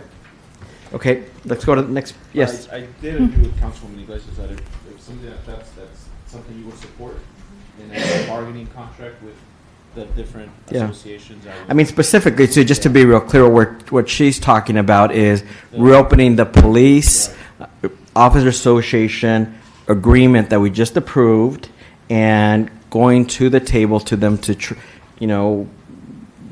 try to get them to understand that they should pay more. And typically they'll say, well, we'll consider doing this if you consider doing that. So that's the preferred route. Another route would be somehow to force it on it, but that's fraught with other perils and situations. No, that's not my request. My What is your request request? is based on what I heard from Mr. Pham, that the miscellaneous class, they're 8%, but by law, we could go up to 9% without going through a negotiation.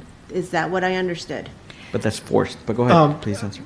Councilwoman, we would still have to meet and confer on the impact.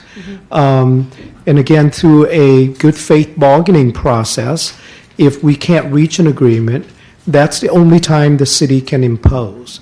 But the city cannot unilaterally impose without a meet and confer first.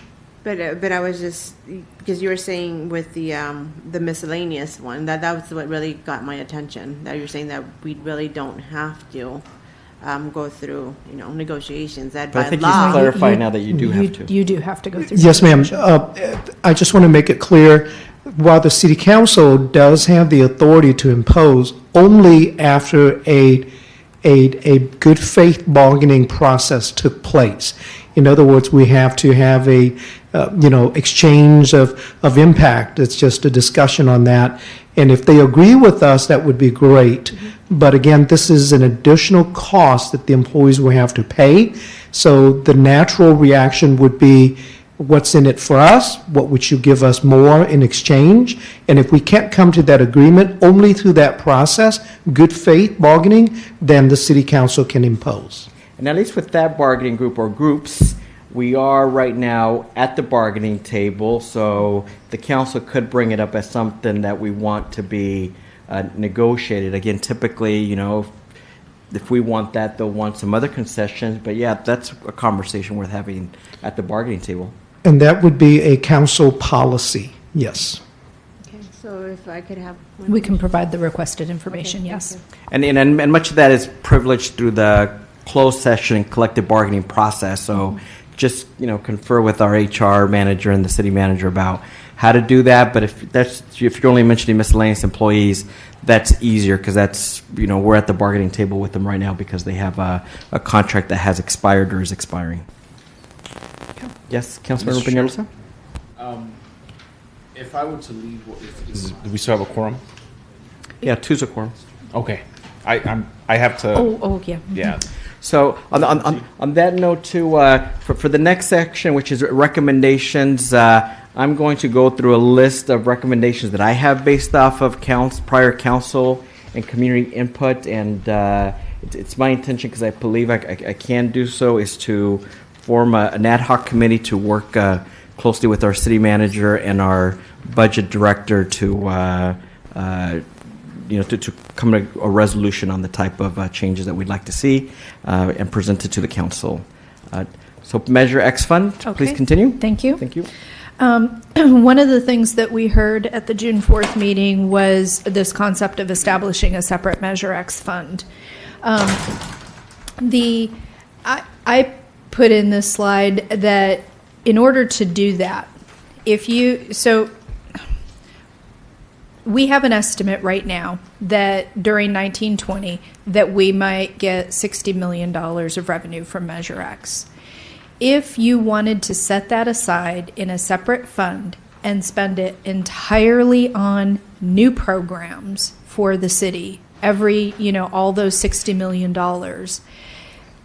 you would not have a balanced general fund budget.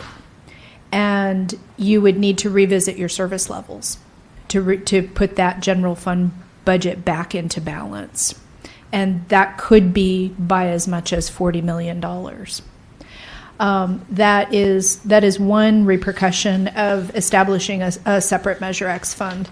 Another is that it supports a potential argument that for Measure X to be a special tax. So as the city manager talked about earlier, Measure X was a general tax, which required a simple majority passage. And if you start restricting Measure X to certain things, set it aside, treat it like a special tax, then that sets up, it is a general tax today, but that provides this potential argument for Measure X to be a special tax and not a general tax. And as a reminder to all, a special tax requires 2/3 majority vote to pass it. Right, so I think we hear you saying that if we don't do this correctly, it could get us potentially into problems on whether it was a tax that should have passed with the type of majority that did, or a 2/3. I, though, do think there is a middle ground where we could say 60 million Measure X. We plan on using some of those dollars for youth services, for homeless services, etc. Another section that says the remainder for continued or enhanced general operations services and the variety of other departments. I don't see why something like that would be problematic, but that's the kind of thing, too, that we need to discuss as well. Okay. Anything more on this slide? Councilwoman, go ahead. I'm just, trying to understand the whole Measure X special tax, and then just from the, being a general fund tax. But if we were to do 40 million, like you were saying, just, for services, whatever, and the excess, but then if we go above the 40 million, then how is that going to, I guess, affect the intent that we're trying to accomplish? I think what I hear her asking, but to restate what's up on this slide, what this is attempting to say is that we need staff is saying they need about $40 million of the new $60 million to fund existing operations, maybe with some enhancements as well, but that $40 million, so that really only leaves $20 million that kind of we have a little bit more wiggle room as to how we, as a council or as a staff, can propose to allocate that. Oh, yeah, well then, I'm glad, thank you for the clarification. Yeah. So then I'm not comfortable then, that's more than half. That's of correct. the intention, for it to be for new services, to go just to keep the status quo. It's just mind-boggling. Right, Yeah. right. For the public, there's definitely a disconnect in hearing that. But that's the reality. And again, last year, there was not substantial council dialogue on the situation. I think many of us knew it was going to end up being this situation. So it was, I think, a little bit of a lack of disclosure and candidness. But having said that, I think the council and the staff said, hey, we got a structural deficit.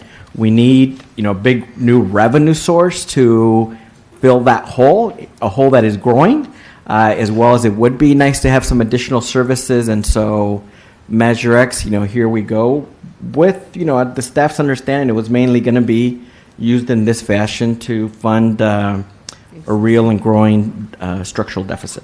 So then there's no way then in the new current budget to have its own category. That's how I'm understanding it. I would not recommend that. The city council could certainly choose to establish a Measure X fund and move the $60 million. I would not recommend that for the second bullet point on that slide. But as far as the, the spending plan, if you will, because the city council's adopted budget is its spending plan to achieve its goals, that is completely and totally the purview of the council. And so if the council decides that they want to provide these programs instead of these programs, that is completely up to the council.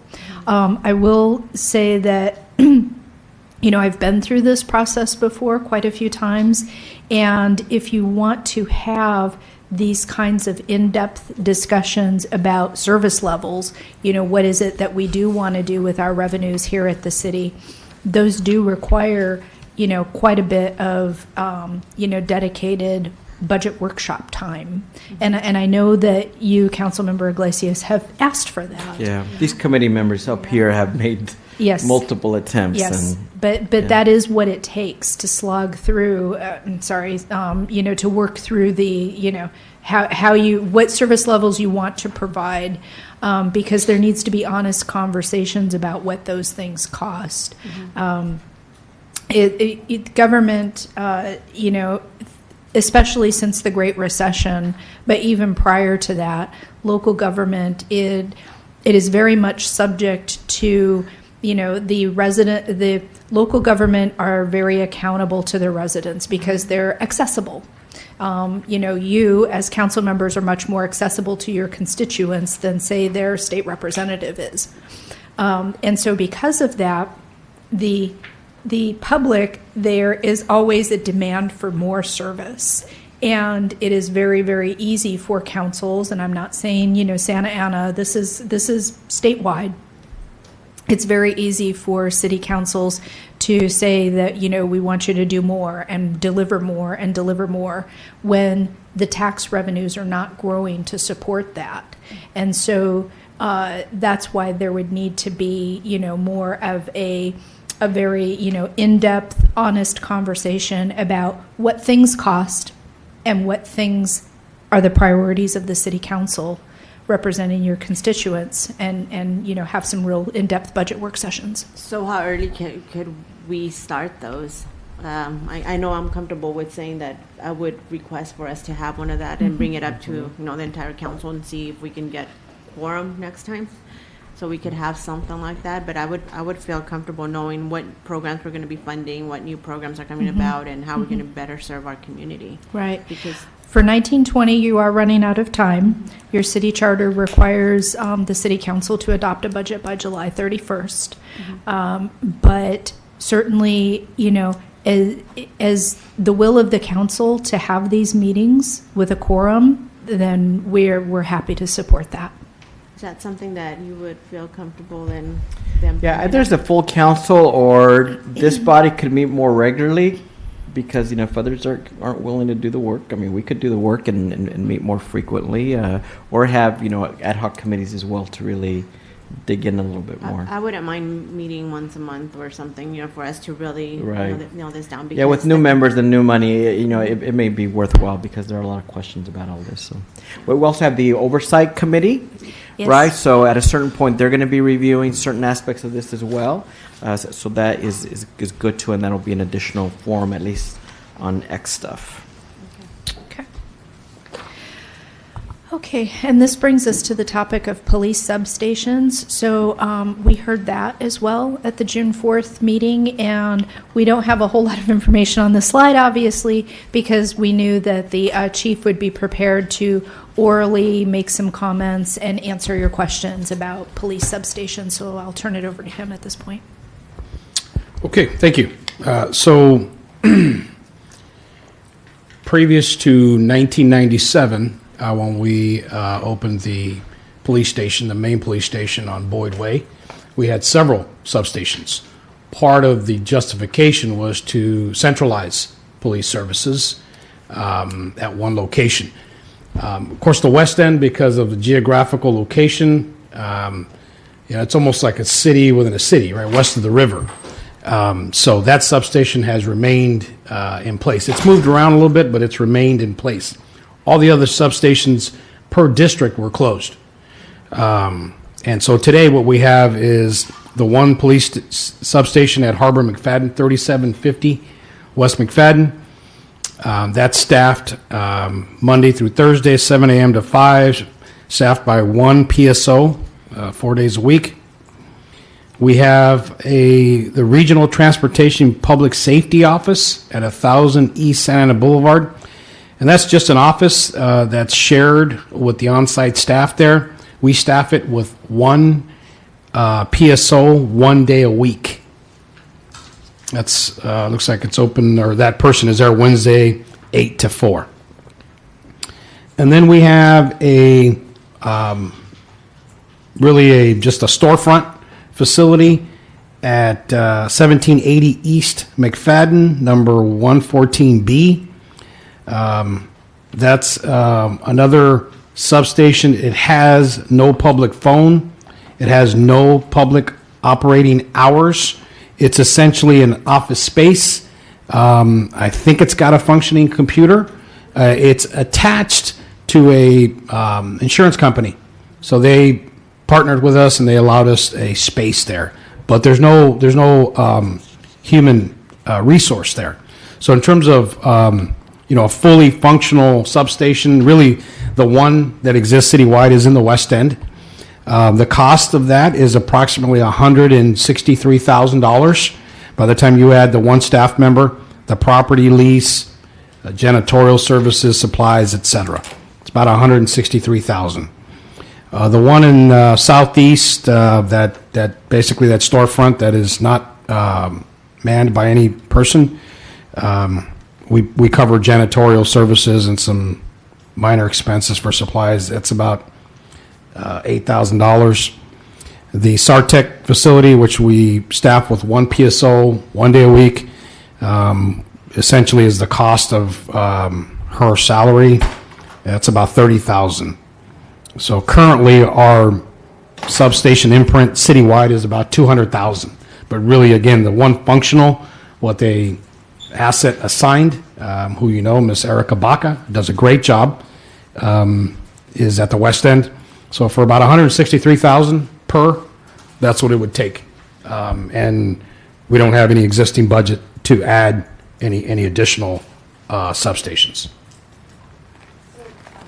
Well, thank you for the information, but see, this is where the the Measure X money should be going to fund these type of services for our community, because our community is looking for a way to have more access, I would say, to the police department, and sometimes just being I guess clumped in downtown, like so you have City Hall, you have the police department in downtown. It makes it more of a barrier for them to come to us, versus I see the way it works at the West End. Erica does an amazing job, and also the other officers that because I think they also go in there too and report, right? There's other officers that report to there.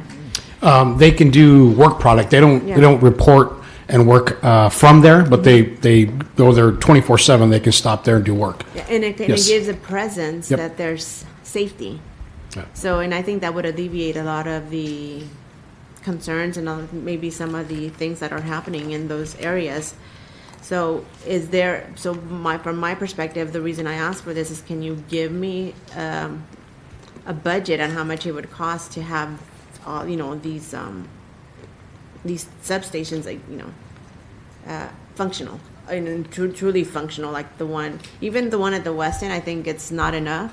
I think, we should have them there 5 days a week, because, sometimes, and even on Saturdays, because I think on Saturdays is a time when many of our community members want to have, that interaction with the department. So I would like to see how much it would cost, having more days and adding the staff to it. Like the one at the regional transportation, 1 day a week for $30,000. So are you saying that she makes $150,000 if it was 5 days a week? Yeah, that's the cost breakdown I have. There may be other costs involved there, but staff, is that just the one for 1 day PSO? She works 4 days a week, so it's 25% of her salary benefits. So $120,000 a year salary benefits. For a PSO. PSO, yes. Okay. So, and I guess this is where maybe we could be proactive in saying, okay, can we have our cadets or somebody, some type of like volunteers or something, go there and you can train them, like you have the ones going out there with the traffic or the code enforcement. Is that an opportunity for us to have, just maybe we'll have the one paid staff who could supervise them, but opportunities for others in the community to help? Yeah, so it's just a matter of cost. If we were to have volunteers there, then we would want paid staff there as well. Yeah, definitely. So, for example, in the West End, that cost is already the 4 days a week full time for the PSO. So it's just a matter of allocation of additional funding. We can open up as many as the council directs, but we need the support in funding to match, because what we're, and I'm sure we're going to get additional direction and ask from existing resources to make happen. So this is just another one. So it's about 163 times. Yeah, and that's dependent on the property lease. I'm quoting the West End. We've had, I don't know, probably a good 30-year relationship with the owner of that strip mall. It's moved around a little bit, but I don't know if that's fair market value or if it's a reduced fair market value. It used to be zero cost for a number of years. You remember that? So it may be a little higher. I'm not quite sure until we go out to the market. But that's the cost of that facility, about $163,000 total for the one person, the one building. I don't know if this is something that you would consider. I have a little bit of an interest in that. The related thing, because for different parts of town, they have different needs. So, and I know you were there at Park Santiago that one day. There because, for a variety of reasons, officers on horseback work really well. There's been discussions of maybe like a small stable so that when the horses or officers there's a place where they can be taken to and maybe even stay overnight. That's not quite a police substation, but in some ways it is, in that there's going to be a more visible presence and active presence from time to time. And if you have a horse stable there, the horses are going to be there more often. And if the horses are there more often, the officers are going to be there more often. I'm interested in looking at that, and maybe, I don't know, or a pilot, but it's short-term, long-term, something we need to look at. So what I'm hearing from you both is that, if we were to bring back something on, this is just informational, something with our June 18th report that says this is the cost of what our substations look like right now. And if you were to increase it to, this profile here, maybe that's 2 full-time paid people at each substation or whatever. I'm not sure what that is. But if you increase it to some kind of profile, what's the cost difference in that? Is that kind of what I'm hearing? I think there's some value to that as an informational item. Honestly, I think that would be more of a mid-year next year in terms of really funding it, because we got to find a place. Right. We also got to staff it. So those two things really combined literally take you at a minimum of 5 to 6 months. Oh, most certainly. But we can start to provide some information about what that might look like. Yeah, because maybe this falls into another area with the Family Justice Center, and then I want to do likewise with 311, some planning studies really to vet them out and see what works, and then also to talk to the community. Even though we're out there quite a bit, it's nice to get feedback from others. Information, if you could, by the next council meeting, just information just to see what it would look like, so we could start thinking about it. Okay, we can put together a profile for you with some estimated costs. There'll be high-level estimates, but it gives you an idea. Okay. Yeah, because we have one model, so it's easy to make some assumptions based off that.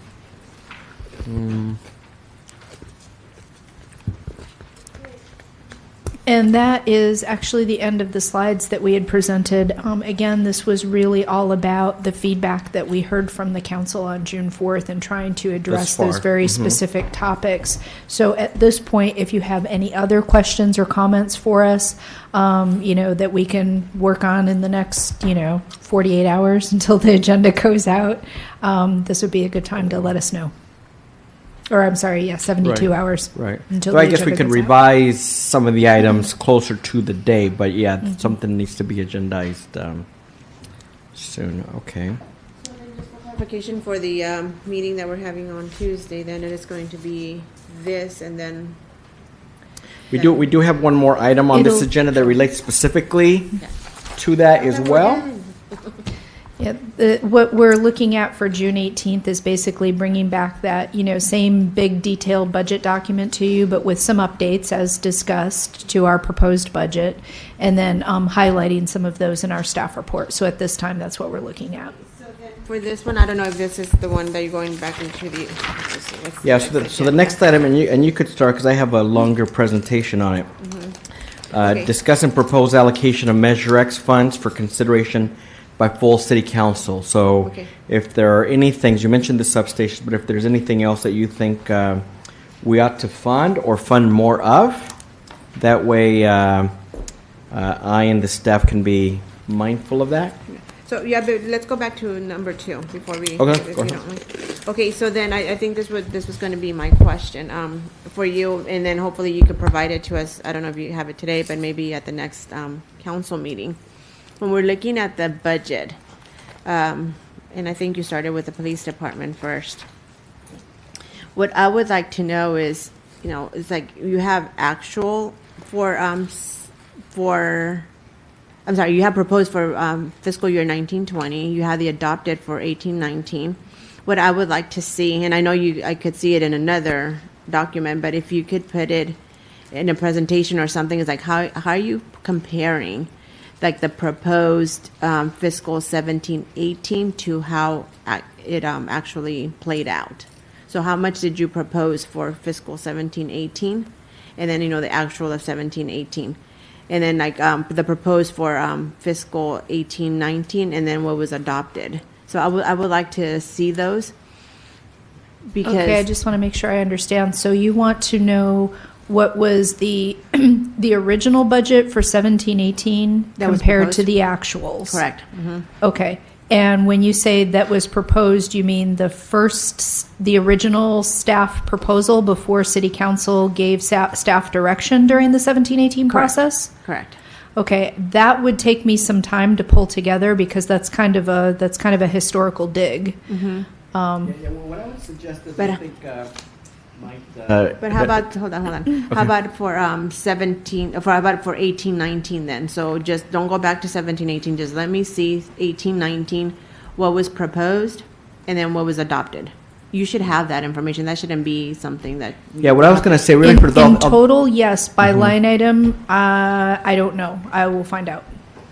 I think what does exist for prior years is, and they're all online, including budget detail.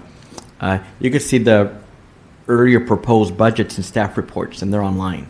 And So I know that's how I'm finding them. So because the thing is with saying what the proposal wasn't to put in a more formal document like this, kind of like year like this, there's like 3 sets of recommendations of the proposed budget. So it's unfair to say really which is the proposed budget because like in this year, which is the proposed budget? What was presented last week, what's in here, what's going to be ultimately so then next week? the one prior to it being adopted. Do you have that information for the proposed fiscal 1819? We definitely have the information. Do you want it by line item or do you want it by total? I want it by line item because this way it'll help me understand how you came up with the proposed for 1920. Right. That we won't have in the system. Yeah, it may not That would exist. be a highly manual process to try to. I mean that could literally take one of my staff days and days to reproduce. Okay, so get me that. I mean, that's my ultimate ask. So you want me to direct my staff to do that for me. work? For me, yes. Well, things get done in direction at the council, so Yeah, maybe we'll share the recommendation to our city manager, and we can't direct the staff person Yeah. here to do anything. Via our city manager, we can make that request. Okay, I'll ask I'll ask Christine to give me this information, and if Okay. the other council members don't want it, then it's okay. But I do want it. Okay. So I want the proposed fiscal 1819, so it can give me a better understanding on how you came up with the proposed fiscal year 1920, and then and also what I want to know is I know in that other budget, the other book that you gave us at the thicker one. When you broke down the salaries of the police department, there was a section there that had I think it was $2 million for overtime. I don't see it here, maybe because it's something different, but I am seeing salaries overtime right here is up to 3.8. So it went from That is two- for the entire department. What you were looking at was for one functional program, the 2 million. So that's specifically what you asked us to do, is add up all the functional programs for police department, for general fund, by line item, and that's what we've provided tonight. We did exactly as you asked. Okay, so then it's salaries, overtime, so it's 3.8 for the entire department. Okay, and then that's not, okay. So that includes the 2 million that was in the single functional program that you were looking at, plus all the other OT amounts that were on all those other pages. Then where did it go up 1.5 million? It didn't go up 1.5 million. The 3 point some odd million is a sum of all of the functional programs. When you looked at the 2 I know, million. but I'm saying, I'm looking at the adopted 18-19, it says 2.203, and then you have the proposed for next year, 3.8, so it's Right. actually is 1 almost 1.6 1.6 million. I think And what that we're was that was primarily the $2 million ad that we were very transparent about putting in the budget, is to bring it up to more the actual levels. So for several years now, we have consistently been overspending our overtime budget. And so we're asking the city council to bring the overtime budget up to our normal levels that we spend out. So and it's not completely over budget. It's because we're short on staffing. That's right. It makes up workload by adding overtime. So we're paying overtime as a result of not hiring enough staff. So the reason why that's high now is because we have multi-year vacancies, and so we go over budget by at least that amount every year. So they're wanting to now just from the beginning put it in overtime rather than moving it over from vacancies. But then we're still funding the vacancies, right? That's right. So we're doubling, we're doing the vacancies and then we're doing this, so. But this would Yeah. shift some from vacancies to that. And to answer your question, if we're able to fill all of the positions that we have budgeted, and I know that that's a topic of debate, but theoretically, if we were able to fill all those positions with the overtime budget as proposed and all of the funded positions as proposed, you would have more police officer hours out in the field serving your residents. Okay, so I guess, and this is just maybe just getting down into more detail, but I would like to see where the overtime is being used, how we're using it, and like which areas, because then this for me would say, where's the need? So we did send you a file by email as you requested that has the overtime, which accounts it's spent in, like which functional programs. Is that what you want, or did you want something else? What I wanted is more of a, where's the need? It's like, okay, you're using an officer overtime, say in Southwest area. So where exactly are you concentrating more your overtime use for? On the budget side of things, we do not have that information. Chief, do you have that? Or maybe Robert, if you could, I don't know. Yeah. We can run overtime by program. Which is how we budget. Yeah. But you can't, the council member is asking for information like, where's your overtime spent, like in the southwest part of the city? Or do you have any data that could support that, or no? We could get operations just by bureau, right? Is that what we can do, Robert? They can't give you a financial breakdown, but they can probably speak to the need. Yeah, we do our overtime budgeting by program, so we can tell you criminal investigations, special investigations, field ops, traffic. Right, which is what we've already provided to the Right. council member, but it sounds like she's looking for more. Yeah, so I would like to know, like, where exactly is it that you're using it more, the overtime? Yeah, I mean, if we can provide that information, we certainly will. You want to know where officers are being deployed on overtime. Correct. Yeah, so I can tell you, generally speaking, we have a minimum staffing for each patrol watch, 24/7, 3 watches. And so if there's a hole in one of those positions, we would bonus in an overtime position. And then also based on priority, for example, if we're going to run a undercover operation, such as a prostitution reverse sting, with the 5 detectives that I have, that's impossible to do safely. We would potentially have to bring in officers in on overtime to support that function. So it varies across the city. Okay. So, but just to kind of, I guess maybe I'm not understanding what you're telling me, but for me, what I would want to know is like, okay, say there's something, you need more support here, say with the West End. So the officers are going to be assigned more overtime to cover that shift.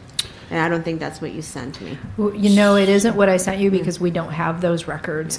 Internally, I don't know what PD has, but I know on the finance side of things, in our general ledger and our budget, we do not have that level of detail. So we should be able to provide you what the cost has been expenditure-wise in overtime for patrol operations. It's not going to break it down by West End, Southeast, this neighborhood, or that block. Then I can also provide you what the overtime expenditure has been for crimes against persons, for example, homicide. Anytime there's a homicide, a shooting that's likely to result in a death or a kidnapping or a substantial sexual molestation, that requires detectives to respond potentially after hours. So I can provide you what that cost has been. I can do something like that if I that think that'll helps. be a starter, and then most likely from that I'll have more questions. Okay. We have a couple more just in this section before we go to the next section. Just as a general comment, I know throughout the budget, well, not throughout the budget, but sections of the budgets involve job classification changes and other workforce changes.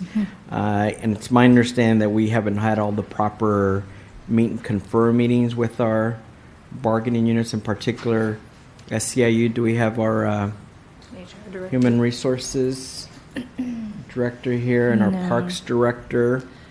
No, I don't I know think our so. public works director said he had to go, but there's a very able engineer in his place. I know the resolution that was presented to the city council that was not adopted on June 4th with the workforce changes. In order for us to bring that resolution to you, I know that there's had to have been some kind of agreement or Apparently not. Oh, really? Okay. Apparently not. All Yeah, right. and that's Okay. from the head of the SEIU collective bargaining unit. Got it. Okay. So I was not privy to that. That's something that we have to do for all the Okay. applicable. So you need a status of where we're at with those. Right. Okay. Right. Or his next steps, especially since we haven't taken action on that. A general question for the chief, because it might be a need. Would it be helpful for you to have a staff person or somebody to help with data and charts, or even just requests like this? I know oftentimes council members or member of the public want to see, dots on a sheet or historical trends or reports or dashboard matrix or more coordination with our IT folks and our PR folks. Do you think that would be helpful, Chief, or do you feel you have all the internal resources to do that type of work? No, that would be helpful. Okay. Yes. Very good. Thank you.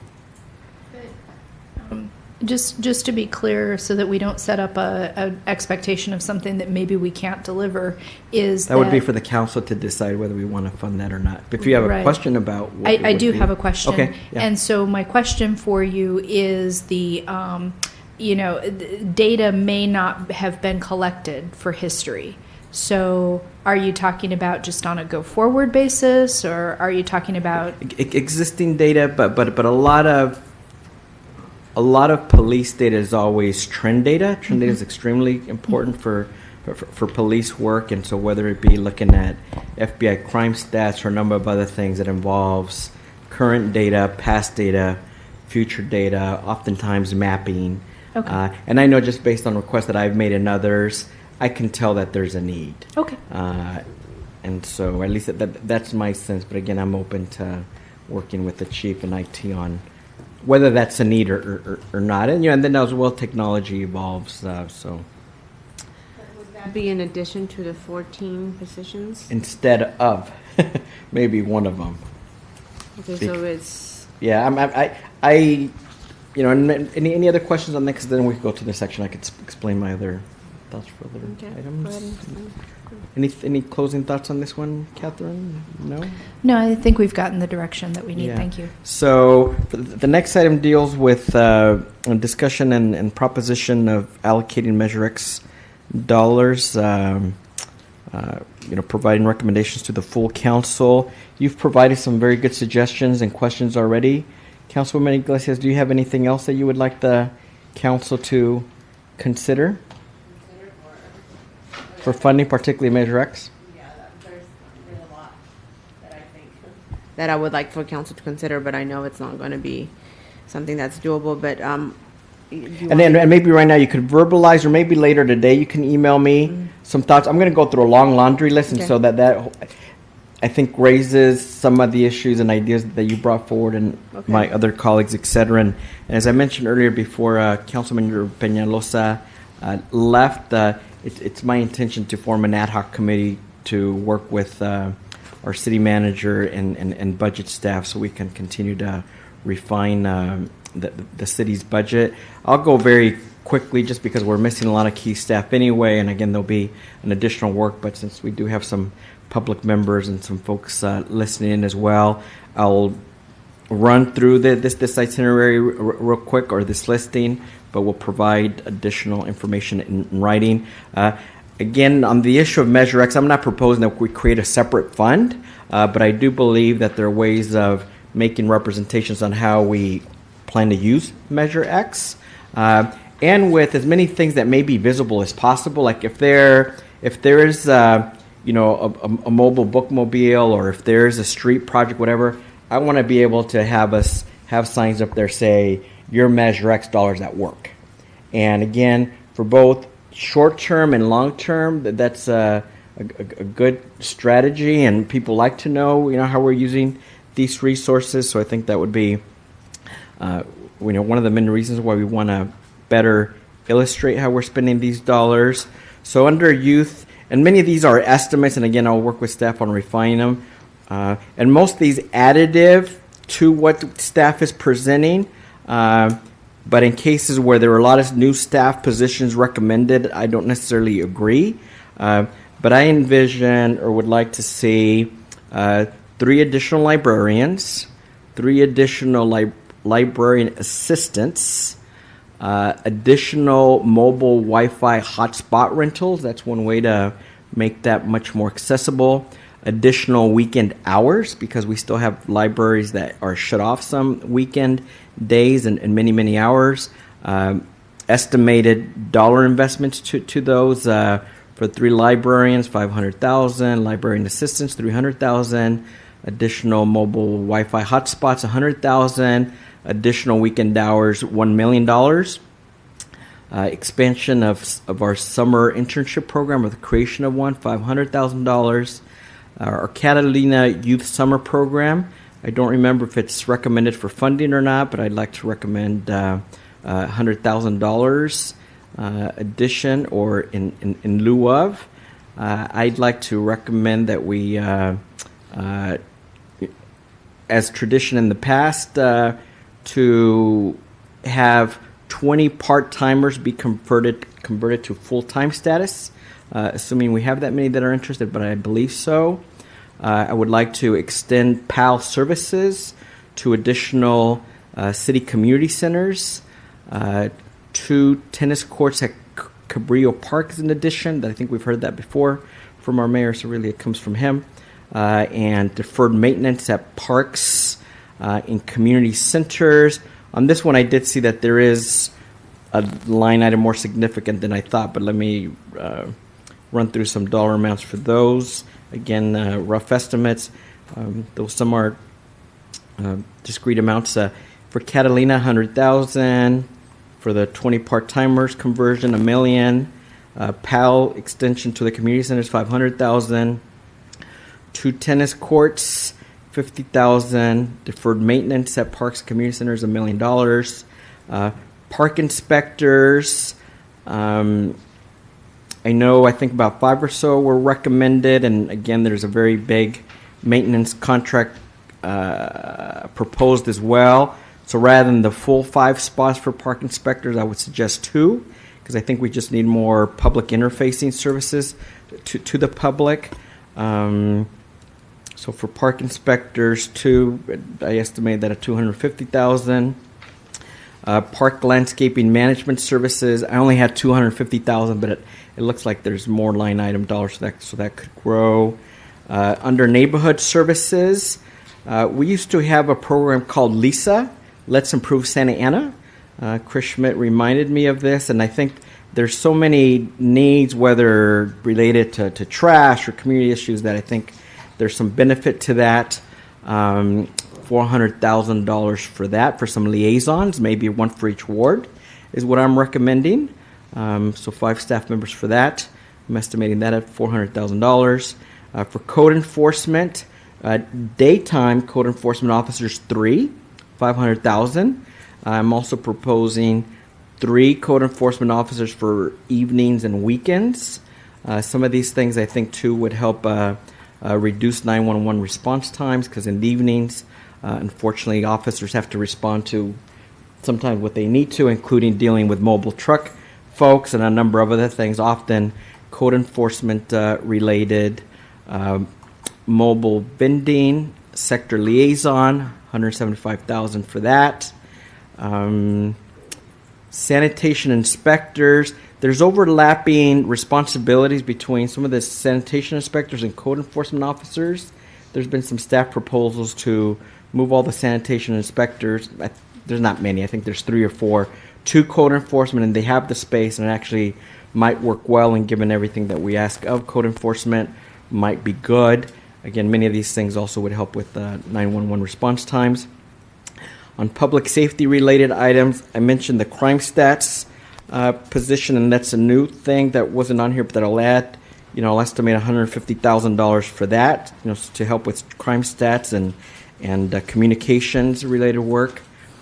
Regional and social media police recruitment advertisements, $150,000. I in particular see the need for just more social media, maybe some billboards, because we are trying to recruit officers, and it would be an important element. 911 dispatchers, maybe a couple of those. I have $250,000 for that. PSO 6 for community-oriented policing, and if we have some more substations, I think a key thing of what PSOs can do might be to help staff those kind of places. So that might work alongside with that. Motors and parking services, and I think the chief did have a couple or so related to that. I'm suggesting 3 for that. Overtime for the education and enforcement of anti-camping and panhandling laws. So this is what I see too with overtime for accountability, to have distinct areas where we want the resources spent. So I'm suggesting $1 million for that. So to enforce our anti-camping laws, we talked that up big as part of the reason why we wanted the shelter and all the rest, and we got to put some resources to it. $1 million for overtime for vice. Kind of related to the data and other items, but add and maintain police department key safety metrics dashboard to the website, $25,000. That may be more contracting or consulting or otherwise, but I think there is a need for that. Study and plan possibly going to a 311 service to reduce the number of calls that go to 911. I think it's my understanding that probably 50% or more of all 911 calls are actually non-emergency calls, and so there are many benefits to having, whether it be for homeless services or prostitution or whatever, a 24/7 service that can be helpful. Family Justice Center study and planning. I think the reality is we can't build or staff a place like that in 1 year, but I do think we need to start the planning and study process, so I'm recommending $150,000 for that. For the cannabis sector, although that's cannabis dollars that would be used, but I think we need a section manager, somebody to kind of be the point person for that. Yes? Is that 150 in addition to the 300 that's already being asked for? Or I haven't seen how it would be spent. It could be an addition, but it could be that the work effort for year 1 really may be less, because I don't know that we could really staff up or buy a property, et cetera. So the reality, even just finding a place to have a center is going to take you 6 months. So the 150 really, is 300 annualized, and then I don't think you would be able to staff it up or rent a place or construct the place in that period of time. But it could be 150, 300, but it just needs to be commensurate with what we can actually do in a planning year, realistically. Cannabis sector manager, I mentioned that. A point person, 200,000 is what I have here for that. Under homeless services, I think we need, as we continue to beef up the quality of life team, an actual quality of life services manager that I have earmarked $200,000 for that. I think in CDA there is a little bit of a mention of additional support for that, but not as much or is not as crystal clear. For increasing the amount of quality of life services, that could be staff, but probably preferably contract, $2 million for that, because again, that problem is significant and it needs to be 7 days a week, not 4 days a week, maybe some evening hours as well. So there needs to be a substantial investment there. For park security, as we continue to staff up there, whether it be in the PD or otherwise, maybe a manager for that, $200,000.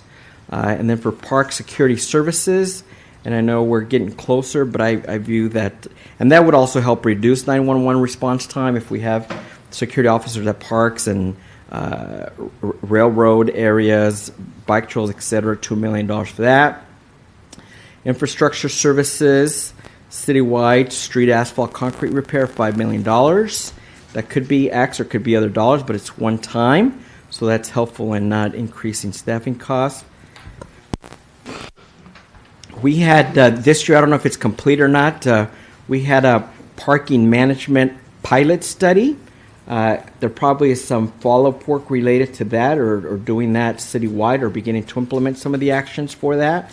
And parking is also one of the top concerns in this town that not much in this budget that speaks to that, so I'm recommending $100,000 to continue some of that work. We've talked for a year or two about truck vending site improvements where we might have electrical hookups and other things for truck vendors, and that's going to require capital staffing other items. I'm suggesting $500,000 for that. For that item, the industry actually is interested or would be willing to have a regulatory fee assessed of at least $500 per month. Some very rough math that I've done previously says that could be upwards of $1 million to $1.5 million to help fund that. Another category is housing, affordability, and inspection services. There's been talk in the Housing Commission and with staff about creating a rental assistance program, $500,000 for that. Prep fees, I think if we offer the same amount of services as other cities do, we can adjust the fees upward to the average. And I forget what the latest estimate of revenue from staff on that was, but it was in the $300,000 to $500,000 range. And then with that, we need to do more contractor staffing to provide that higher level of service. $1 million to pay down pension debt is another area. And then I also heard Councilmember Peñalosa ask about teen space, and I think staff mentioned a bookmobile, so that too would be something that I would want to continue to work with our city manager and staff on.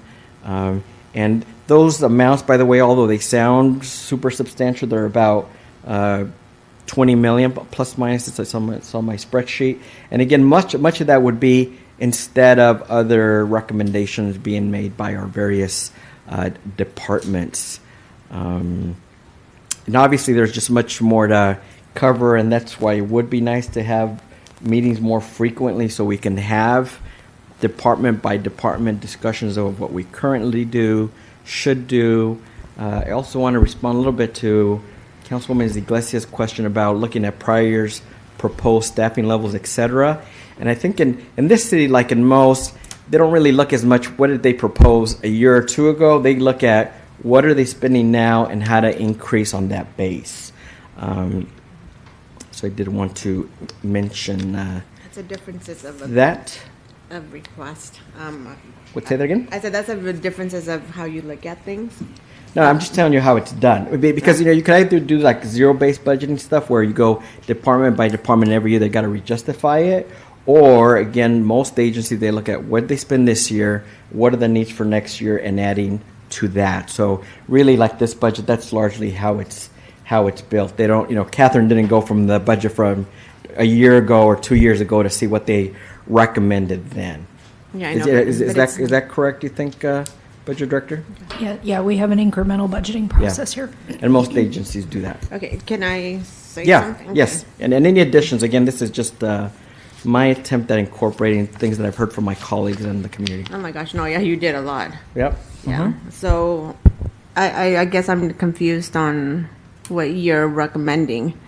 For me would be hearing from us what we want, what the community wants, then for staff to tell us how much it's going to cost us.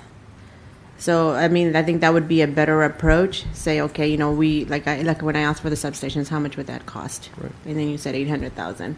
There's a lot of things in there that, I typically don't agree with some of the things that you said in there. Right, So, that's fine. So I just feel that, it's not our, we're not in the place of telling them 500,000 for this, 500,000 for that, because how about if they need more, or how about if they don't need all that much money? So I just, Right. And that's what I mentioned, that Yeah. there's some follow work to be done to refine and see where there's agreement or not. But it is our job to suggest things that need to be funded. Yeah, and if we I know, if we but- could suggest like a budget I level. know, but you just went with $20 million. You just absorbed everything that, if anything I wanted to add to it, I can't, because you've well, already. make suggestions. That's why I've been Yeah. asking you, what are your suggestions? Yeah, I know. So, but I didn't know that this was the time for us to do it. I Yes. just. It was felt- on the agenda. Yeah, okay. So then, so the things that we need to be including is how much would it cost to, have more tutoring for our students, more tutoring for our Tutoring, youth. okay.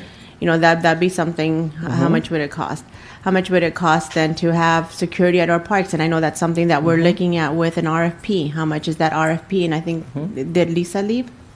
Yeah, she left. Yeah, she did. So, I just want to know how much money are we going to be allocating for that. I think that's close to maybe 1.5 million or maybe $2 million.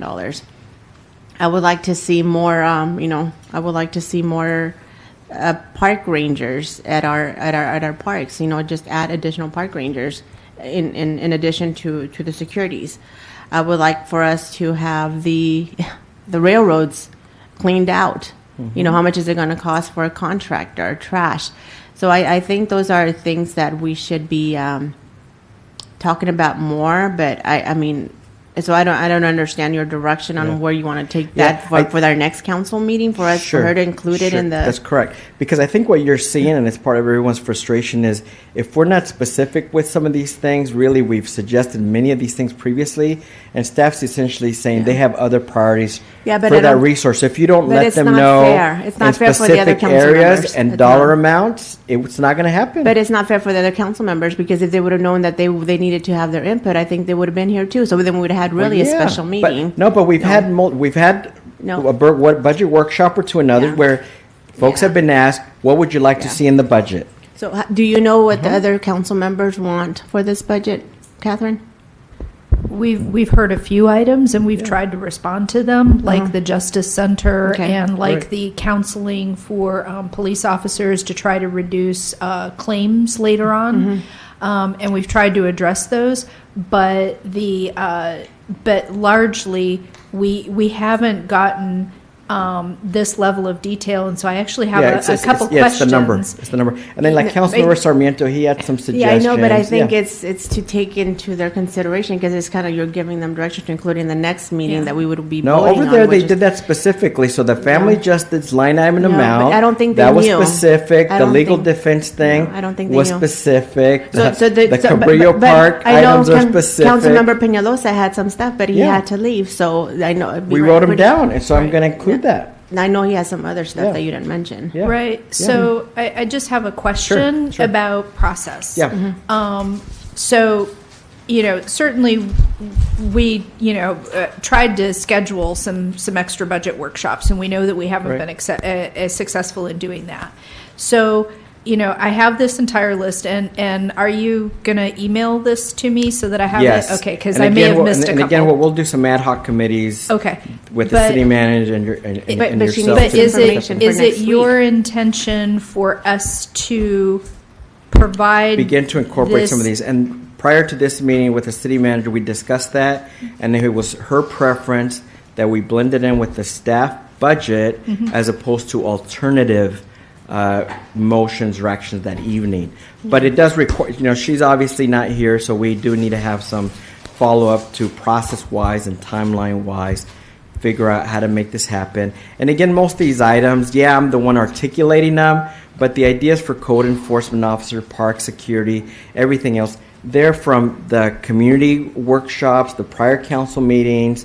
So I'm just trying to. Yeah, but those are like bigger items, but you just want to like way into the weeds and did a lot of stuff. So I don't know. I wouldn't feel comfortable in you incorporating any of this in the budget at all. Right. I don't think we could in the next 72 hours. Yeah. Because, it's And the kind of next hard 72 to. hours, maybe not, but that's not to say it couldn't be amended or presented also at the council meeting No. or subsequent meetings as well.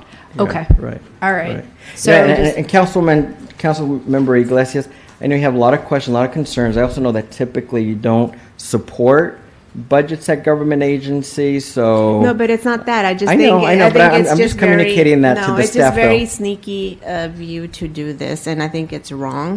We're No, suggesting recommendations. If you No. have them, I'll- propose them. I'll give them to you, Yeah, you Catherine. should. But that's You going to be should. an Before added the 20. budget gets added, Hold on, done. it's another $20 million. So are we going to have $80 million coming in?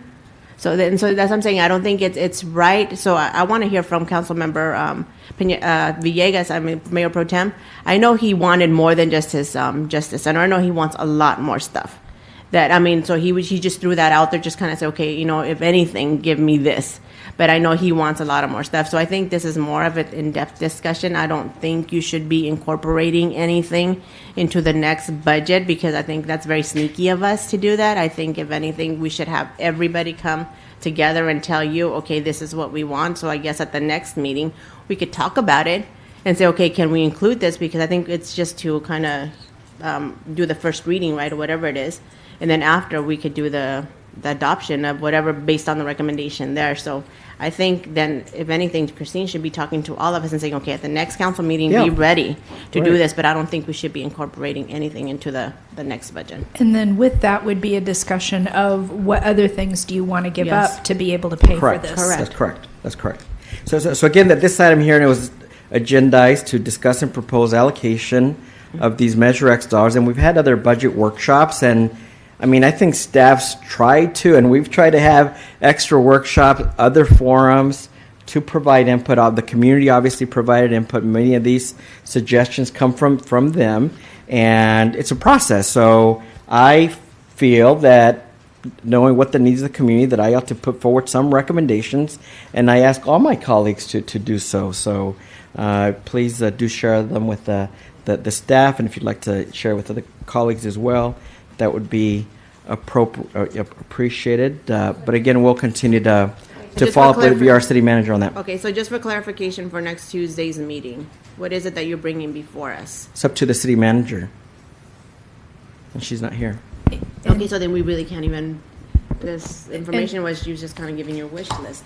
It wasn't really anything. Yeah, The- correct. the correct. charter We're not does- voting on tonight. The charter does require the city manager to bring forward a proposed budget. The city manager has brought forward a proposed budget. The city manager's listening to the feedback from the council members and making little changes here and there, like what was presented tonight for that draft budget to try to accommodate the wishes of the city council. But as far as for Tuesday night, June 18th, I don't think that, I still think that in substance, what will be before you will be the city manager's proposed budget, and then the council as a whole can provide some direction on that. Okay, so whatever she sent us already in the draft of the. Plus the modifications that she's made along the way, trying to. When she was here, though, before she left. Exactly. I Okay. don't. But she is interested in okay. making more modifications, so I do want. I know she's want you to be interested, aware but of I that. think she's interested in hearing from all of Yeah, us. yeah, Okay. for sure. But you're not going to For bring sure. in all this what? It'll be up to the city Councilmember manager. Deloria just, It'll be up to the city No. manager. okay. Well, I'm Is- hoping. are you saying no, or is it the city manager decision? It's the city manager's Okay. decision, and I'm trying to also answer Councilmember Iglesias's question.